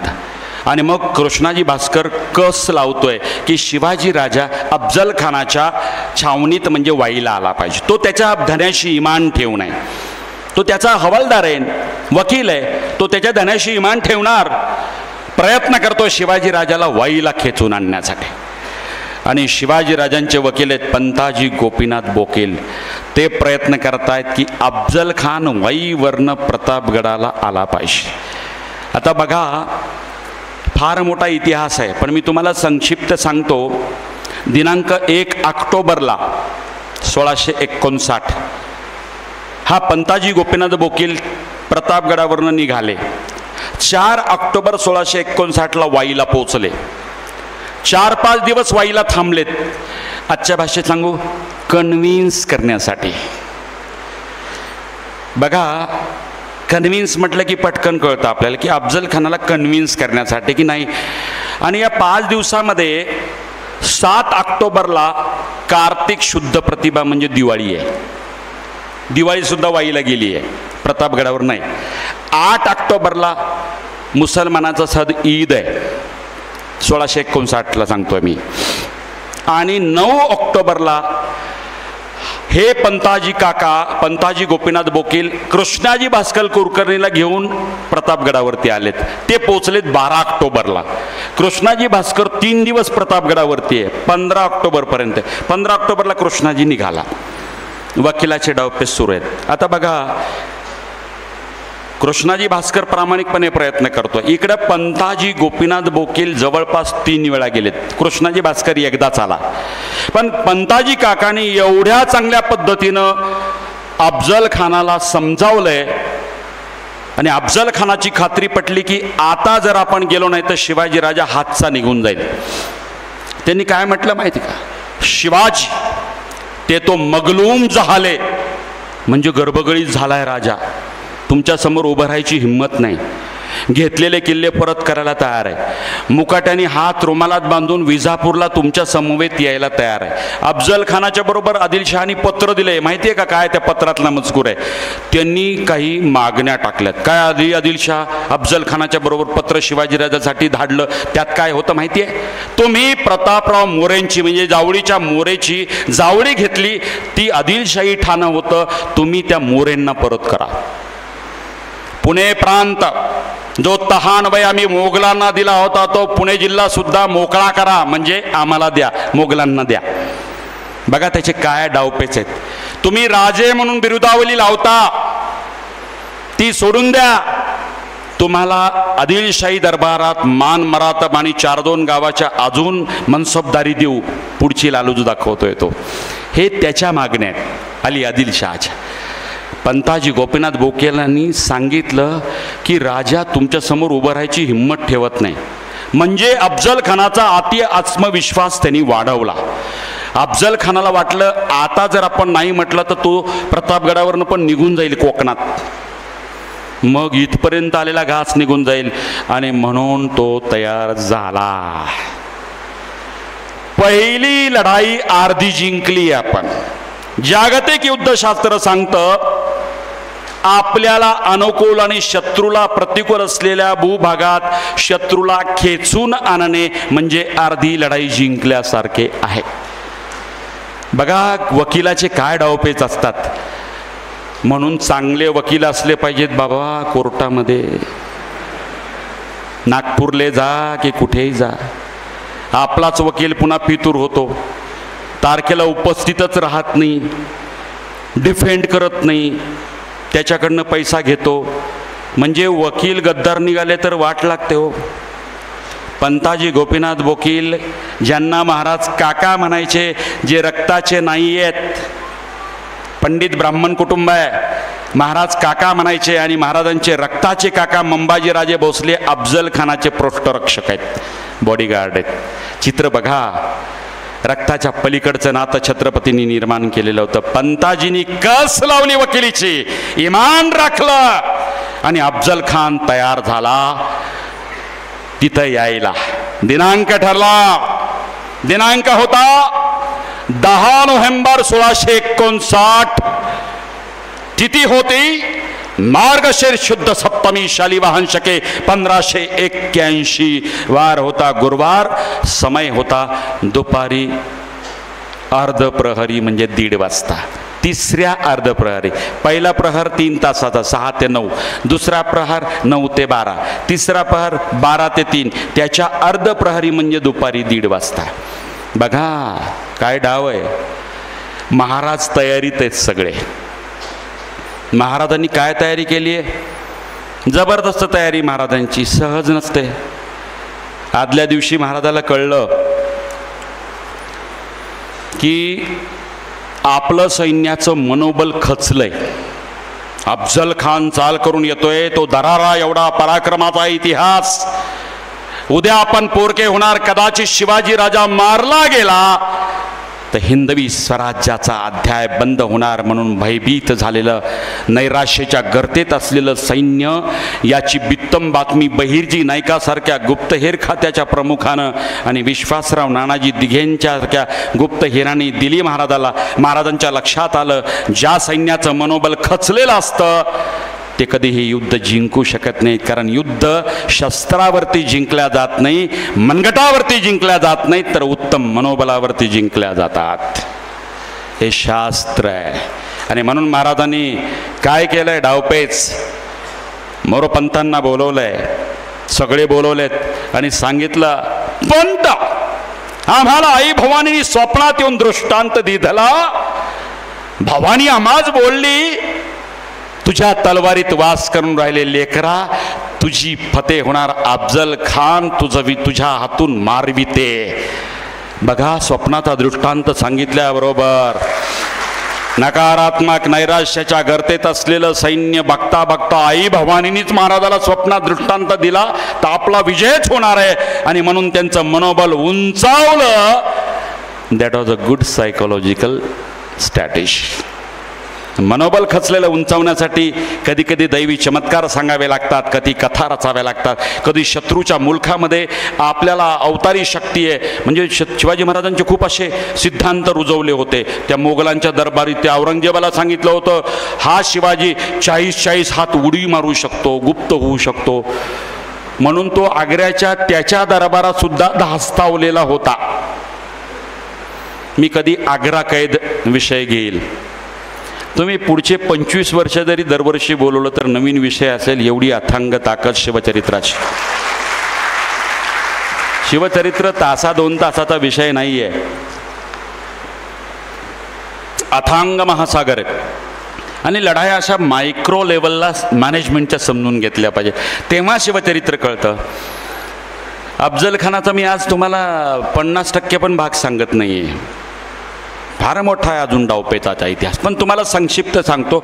बघा, शिवाजी राजांनी पहिला डाव नकारात्मक असलेल्या सैन्याला सकारात्मक बनवण्यासाठी स्वप्नाचा दृष्टांत सांगितला असावा. आणि बघता बघता दुसरा दिवस उजाडला. दिनांक 10 नोव्हेंबर दुपारी 1:30 वाजता. का घेतलं तर मध्याह्नीचा सूर्य असेल आणि अफजल खानाचं सैन्य कुंभऋषी गावात पारच्या घाटात असेल. त्यांना उन्हामुळे शिवाजी राजांचं सैन्य दिसणार नाही, पण शिवाजी राजाच्या सैन्याला अफजल खानाच्या सैन्याच्या हालचाली दिसतील असा तो शामियाना उभारण्याचा पालखीचा माळ, that was the best surveillance point. टेहणीचं सर्व महाराजांनी स्वतः सिलेक्ट केलं, इथं शामियाना उभारा. शामियानात चौथारा उभारला. पूर्वेकडून अफजल खान आलाय शामियानात. बघा, तो निघाला. काय कम्युनिकेशन सिस्टम आहे छत्रपतींची, सिग्नल सिस्टम ऑफ मराठा. म्हणजे महाराजांचं यश कशात आहे? कम्युनिकेशन सिस्टम जबरदस्त आहे. गुप्तहेर जागोजागी आहेत. महाराजांना बातमी आली, महाराज अफजल खान पारवरनं निघालाय पालखीत बसून. 1,500 हबशी आहेत बरोबर. हबशी म्हणजे आफ्रिकन कंट्रीमधले, ॲबेसिनिया नावाच्या देशातले सिद्धी गुलाम, 6.5-7 फूट उंच निग्रो वंशीय मुसलमान, बलदंड देहयष्टीचे सगळे काळे निग्रो मुसलमान. 1,500 हबशी म्हणजे आजच्या भाषेत ब्लॅक कॅट कमांडो. ते होते पण ब्लॅकच, ब्लॅक कॅट कमांडो. 1,500. विचार करा, महाराजाला जसं कळलं की ते पंताजी काका गेलेत पळत पळत. खान आजम ठहरिये, थांबा म्हणे. हे कशासाठी घेत? बघा, तहामध्ये काय ठरलं होतं? तहात 10 पृष्ठरक्षक म्हणजे अंगरक्षक बाणाचे टप्प्यावर उभे करणे. 10 घ्या दोघांनी बॉडीगार्ड, पण शामियानात आणायचे नाहीत. एक बाण जेवढ्या लांब जातो तिथं उभे करायचे. साधारणतः 150 फूट. आपला धनुष्याचा बाण किती जातो? 150 फूट. तुम्ही पण 10 अंगरक्षक 150 फूट, अफजल खानाचे 10 अंगरक्षक 150 फूट लांब. म्हणजे एका बाणाच्या टप्प्यावर पृष्ठरक्षक 10 आणायचे, पण तिथे उभे करायचे. खासे खासे होदीगिरी म्हणजे ज्याला आपण वकील म्हणतो. होदीगिरी म्हणजे लॉयर, कम्युनिकेशन. जसं कृष्णाजी भास्कर त्यांचा वकील, पंताजी काका महाराजांचे वकील, ते 2 ठेवायचे. शामियानात 4 लोक असं ठरलं होतं. मग 1,500 हबशी घेऊन येताना सगळा लवाजमा दिसल्याबरोबर पंताजी काका पळत पळत गेलेत. खान आजम ठहरिये, हे लोक कशासाठी येताती? यांना बघून शिवाजी राजा वरतून निघाला तर शामियानात येणारच नाही. पुन्हा त्याचा आत्मविश्वास वाढला. जागोजागी त्याला फुगवणारी माणसं आहेत. अफजल खानाच्या लक्षात आलं 1,500 ब्लॅक कॅट कमांडो बघून जर शिवाजी राजा खरंच वापस गेला तर तोंडचा घास निघून जाईल. त्याने लगेच सांगितलं, वापस जाओ. त्याला काय माहिती तिकीट बुक करतात मराठे. पाठवले त्यांनी.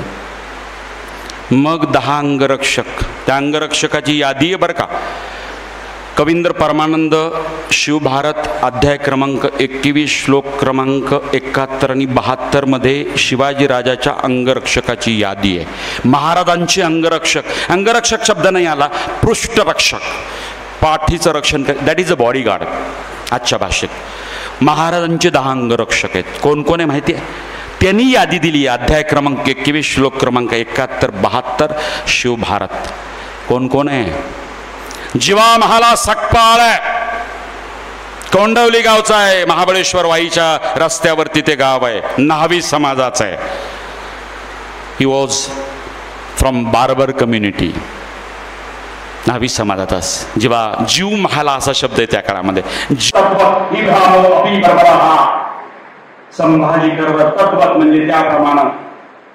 इब्राहिम म्हणजे इब्राहिम, अपी म्हणजे सुद्धा, बरोबर म्हणजे सिद्धी, संभाजी करवर त्याप्रमाणे सिद्धी इब्राहिम सुद्धा महाराजांचा अंगरक्षक म्हणजे पृष्ठरक्षक होता. ही 10 नाव आहे. बघा, महाराज तिथून निघाले, स्नान केले, लिहिलंय सभासद बकरीमध्ये सगळे दिले. आजच्या भाषेत लाईव्ह टेलिकास्टिंग हे पटकन कळतं आम्हाला. लाईव्ह टेलिकास्टिंग लिहिलंय. महाराज आई भवानीच्या चरणी नतमस्तक होण्यासाठी गेले. महाराजांनी स्वतः ती गंडकी नदीमधून शिळा आणून आई भवानी प्राणप्रतिष्ठापना किल्ले प्रतापगडावरती केली होती. बघा, आई भवानीच्या चरणी महाराज नतमस्तक झाले.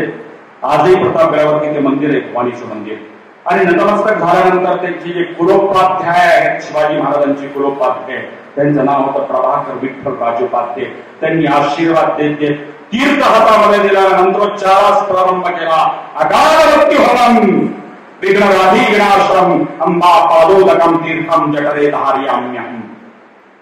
अंबाबाईचं तीर्थ दिलं आणि महाराजांनी नतमस्तक झाले. प्रभाकर विठ्ठल राजोपाध्यांच्या आई भवानी यांच्या नतमस्तक झाले आणि महाराज निघाले. बघा, स्नान करून महाराजांनी काही खाल्लंय म्हणजे आहार घेतला इथपर्यंत पण नोंद आहे. दर्शन घेतलं आणि महाराज वाड्यावरती आले. आता तुम्ही म्हणणार आम्ही खूप वेळा गेलो, वाडा दिसलाच नाही. होता 1885 ला तो वीज पडून जळून गेला. इथं शिवाजी महाराजांची अश्वारूढ पुतळा आहे. पंडित जवाहरलाल नेहरूंनी त्याचं उद्घाटन केलं होतं आणि यशवंतराव चव्हाणांनी त्यांना आणलं होतं आणि महाराष्ट्राची माफी मागायला लागली होती. शिवचरित्राबद्दल, महाराजांबद्दल थोडेसे अपशब्द गेल्यानंतर महाराष्ट्र पेटला होता आणि नेहरू त्या गाडीमधनं यशवंतराव चव्हाणांच्या आले. सगळे धूर सगळे पेटलेलं. तेव्हा यशवंतराव चव्हाण बोलले होते, मराठा एक तर पेटत नाही आणि पेटला तर कधी विजत नाही. यशवंतरावांनी नेहरूंना सांगितलं होतं डेफिनेशन ऑफ मराठी. वाड्यावरती आले. बघा, दुपार झाली आहे, 12:30-1चा सुमार आहे. अर्ध्या तासात भेट आहे. अफजल खान 11लाच येऊन बसलाय. मौत जब बुलाती है तो म्हणतात ना, गिदड़ की मौत वो शहर की तरफ भागता है, तसा तो लवकर येऊन बसला. महाराजांनी डावपेच जवळ चौथारा निर्माण केला. भारी भारी झुंबर, लोळ, तक्क्या, अत्तराचा सुगंध. मग ते अफजल खान गाडीवर हात फिरवत ते ऐश्वर्य बघतोय. तितक्यात पंताजी काका म्हणतात, खाणे अडचणी आपकाही आपी लेखी जाणे. त्याचा आत्मविश्वास घडू दिला नाही. काही असो, शेवटपर्यंत कायम ठेवला. त्याला वाटलं आता महाराज येतील, मुसक्या मागून घेऊन जाऊ. एवढं तरी इझी समजलं. ऍक्च्युली तो मारणार होता. त्याचे पुरावे मी तुम्हाला देईल. कुणी म्हणत असेल ना तर माझ्याकडे अव्वल साधनातले पुरावे. मग महाराज आले, वाड्यावरती पाणी प्याले आणि निघताना गोरखोजी काकडे नावाचे सुभेदार त्या जावळी प्रांताचे, आरजोजी यादव प्रतापगडाचे पहिले किल्लेदार आणि दिनकरराव हा किताब दिलेले गोरखोजी काकडे सुभेदार. गोरखोजी काकडे आडवे आले महाराजाला. असं, महाराज आम्हासनी सांगती ना, महाराज आम्हासनी सांगते. काय प्रेम आहे यमराजाच्या दारात जात असताना सुद्धा माणसं महाराज आम्हासनी सांगती ना. महाराज म्हणतात, जैसे ठरले तैसे ठरले. नाही, काळामध्ये जे ठरलं ते ठरलं. अवघियांशी मायेने दूर केले असा शब्द आहे. म्हणजे गराडा पडला होता, प्रेमाने त्यांना हटवलं. आजच्या भाषेत अवघियांशी मायेने दूर केले आणि त्या गराड्यातनं महाराज वाट काढत काढत निघाले. अफजल खानाचा शामियाना त्या पालखीच्या कुंभऋषी गावाच्या असलेल्या सोंडीजवळ उभा केल्या. पालखीचा माग अफजल खान वाट बघतोय. तितक्यात कृष्णाची बंकर नावाचे गुप्तहेर, महाराज सावध राहा, खानानं कट्यार लपविली आहे. याला म्हणतात गुप्तहेर. शत्रू पक्षाच्या बोटातील हालचालींची खरा माहिती असणारं पहिली नायकांच्या नेतृत्वातील गुप्तहेर खातं कुठं. आणि 13 डिसेंबर 2001 ला संसदेवर हल्ला होईपर्यंत त्याची चावली नसणार आजचं गुप्तहेर खातं कुठं पूर्ण नाही. मुंबई 10 पाकडे आले. 26 नोव्हेंबर 2008 ला गुप्तहेर खातं माहितीच नाही. हे गुप्तहेर खातं सक्षम पाहिजे. महाराजांना सांगितलं पण महाराज सावध आहेत. महाराजांनी अगोदरच अंगठ्याच्या हात शिलखत घातले. अष्टावधानी आहेत महाराज. विजिलंट पर्सनॅलिटी, विजिलंट, अष्टावधानी म्हणजे अंगठ्याच्या हात शिलखत आहे. आणि महाराज निघाले. कृष्णाजी बंकर भरायची नाही. त्यांनी सांगितलं महाराज काट्याला बोलले, महाराजांनी डाव्या हातात वाघनख आहे आणि उजव्या हातात बिच्छू आहे. सभासद बकरी मधला उल्लेख आहे. फक्त वाघनखाने पोट फाडलेलं नाहीये.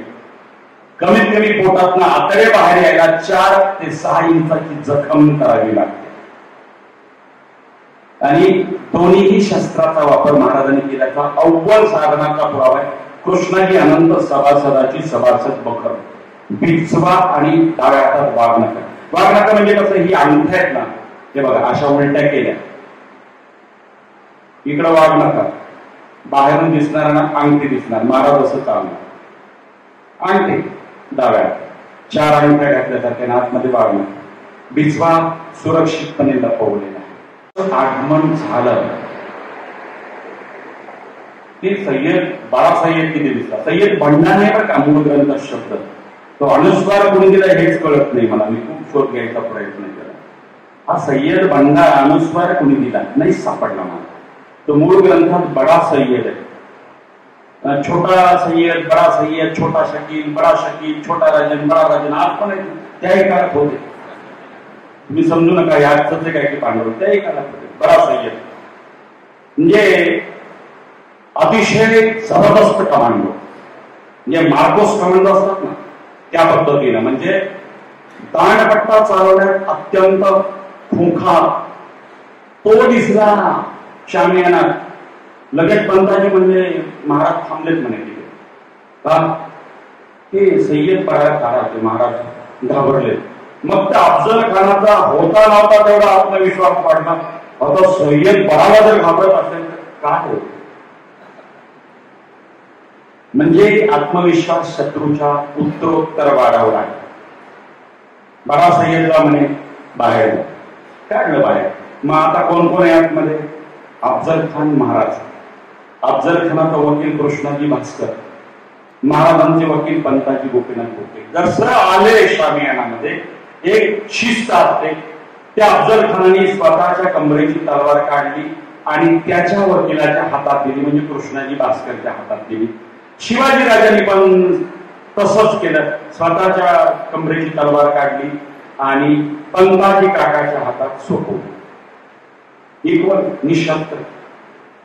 मग अफजल खान त्या पद्धतीनं टिपाड 6.5 फुटाची उंची, महाराज जेमतेम 5.5. आलिंगन दिलं, आई राजा आई म्हणून आलिंगन दिलं. आणि टप्प्यात आल्यानंतर महाराजांची मान डाव्या बगल्यामध्ये करकचून दाबली. लपवलेलं कट्यार काढलं आणि अफजल खानाने मारायचा प्रयत्न केला. अंगरखा फाडला, कर आवाज आला. महाराज सुद्धा सावध. उजव्या हातातला बिछवा काढला, पोट फाडलं. डाव्या हाताने सुद्धा करकचून पोटात खुपसलं. वाघनखाने आतडे बाहेर आल्याबरोबर तो किन चालत होता. इतक्यात कृष्णाजी भास्कराला महाराजांवरती तलवार चालवायला लागला. सय्यद बडा सुद्धा आला. तोही तलवार ती बघितलं. जेव्हा मला सपकला नाही 3 वार 4थ्या वारामध्ये सय्यद बडाचा हात वरच्यावर मारला आणि सय्यद बडाला ठार करून टाकलं. कृष्णाजी भास्करांचा एक वार महाराजांनी चुकवला आणि सांगितलं वार करू नकोस. पण तो ऐकला नाही. दुसरा वार करणार नाही. त्यात कृष्णाजी भास्कराचं मुंडकं सुद्धा महाराजांनी उडवलं. इतक्यात तो जो आकड्याचा पोखळा बाहेर पडला. तो एका हाताने सावरत सावरत, हे सगळं लिहिलंय बरं का ग्रंथामध्ये बकरीमध्ये. तो सावरत सावरत एवढा हिरपाळ देहेस तिचा दगा दगा लहू लहू म्हणत त्यांनी आकडे पोटात कोंबण्याचा प्रयत्न करत झोकांड्या जातचा हा शब्द आहे. इम्बॅलन्स वॉकिंग होत असते. व्हॅसोव्हल शॉक असतो मेडिकल सायन्स मध्ये. Due to excessive bleeding in unbearable pain, vasovagal shock. झोकांड्या जात जात तो शामियानाच्या बाहेर दगा दगा लहू लहू. पटकन कळलं भोयांना, पालखी वाहून येणाऱ्या की काहीतरी गडबड झाली आहे. आणि त्यांनी त्याचा आगडबंब देह त्या पालखी झोपून दिला. भोयांनी पालखी उचलली.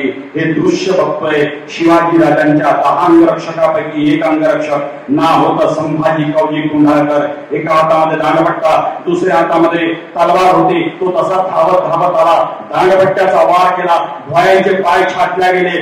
पालखी धाडकन कोसळली आणि संशयनी अफजल खानाचं मुंडकं उडवलं आणि तलवारीवरती मुंडकं नाचवत नाचवत संभाजी कवजी कुंडाळकर महाराजांच्या समोर खंडित झाला. कारण म्हणजे हा प्रसंग एवढा रोमांचकारी आहे. या प्रसंगाचं वर्णन केलंय या व्याख्यानमालेला ज्यांनी संबोधलं, तर म्हणजे त्यांच्याकडनं मला कळलं की सेतू माधवराव पगडी सुद्धा तुमच्या व्याख्यानमालेमध्ये येऊन गेले. प्राचार्य राम शेवाळकरांनी तर अनेक वेळा व्याख्यानं दिली. दस्तपुत्र नितीन गडकरी साहेब आले, देवेंद्र फडणवीस साहेब आले, असंख्य लोकांनी या व्याख्यानमालेला संबोधित केलंय. खरं म्हणजे सेतू माधवराव पगडी सांगतात या अफजल खानाच्या वधाचं वर्णन मराठ्यांच्या दृष्टिकोनातून काय होतं त्यांच्या शब्दात मी सांगतो. सेतू माधवराव पगडी काय बोलले, हीच ती घटना. याच दिवशी मराठ्यांना सत्वाची जाणीव कळाली. हीच ती घटना. याच दिवशी मराठ्यांचा आत्मविश्वास खऱ्या अर्थानं दुणावला. हीच ती घटना. याच दिवशी हिंदवी स्वराज्याची मुहूर्तमेढ खऱ्या अर्थानं रोवल्या गेली. दिनांक होता 10 नोव्हेंबर 1659. तिथी होती मार्गशीर्ष शुद्ध सप्तमी, शालिवान शके 1581. वार होता गुरुवार, रथसप्तमी. दुपारी 1:30 वाजता अफजल खानाचा कोथळा प्रतापगडाच्या पायथ्याशी महाराजांनी काढला. हा अफजल खान बराचा इतिहास. तर म्हणजे याच्यानंतर 1 तास होता. हा पूर्वार्ध झाला, पण वेळेअभावी 11:15 वाजले. मी आपली रजा घेतो. जय हिंद, जय महाराष्ट्र.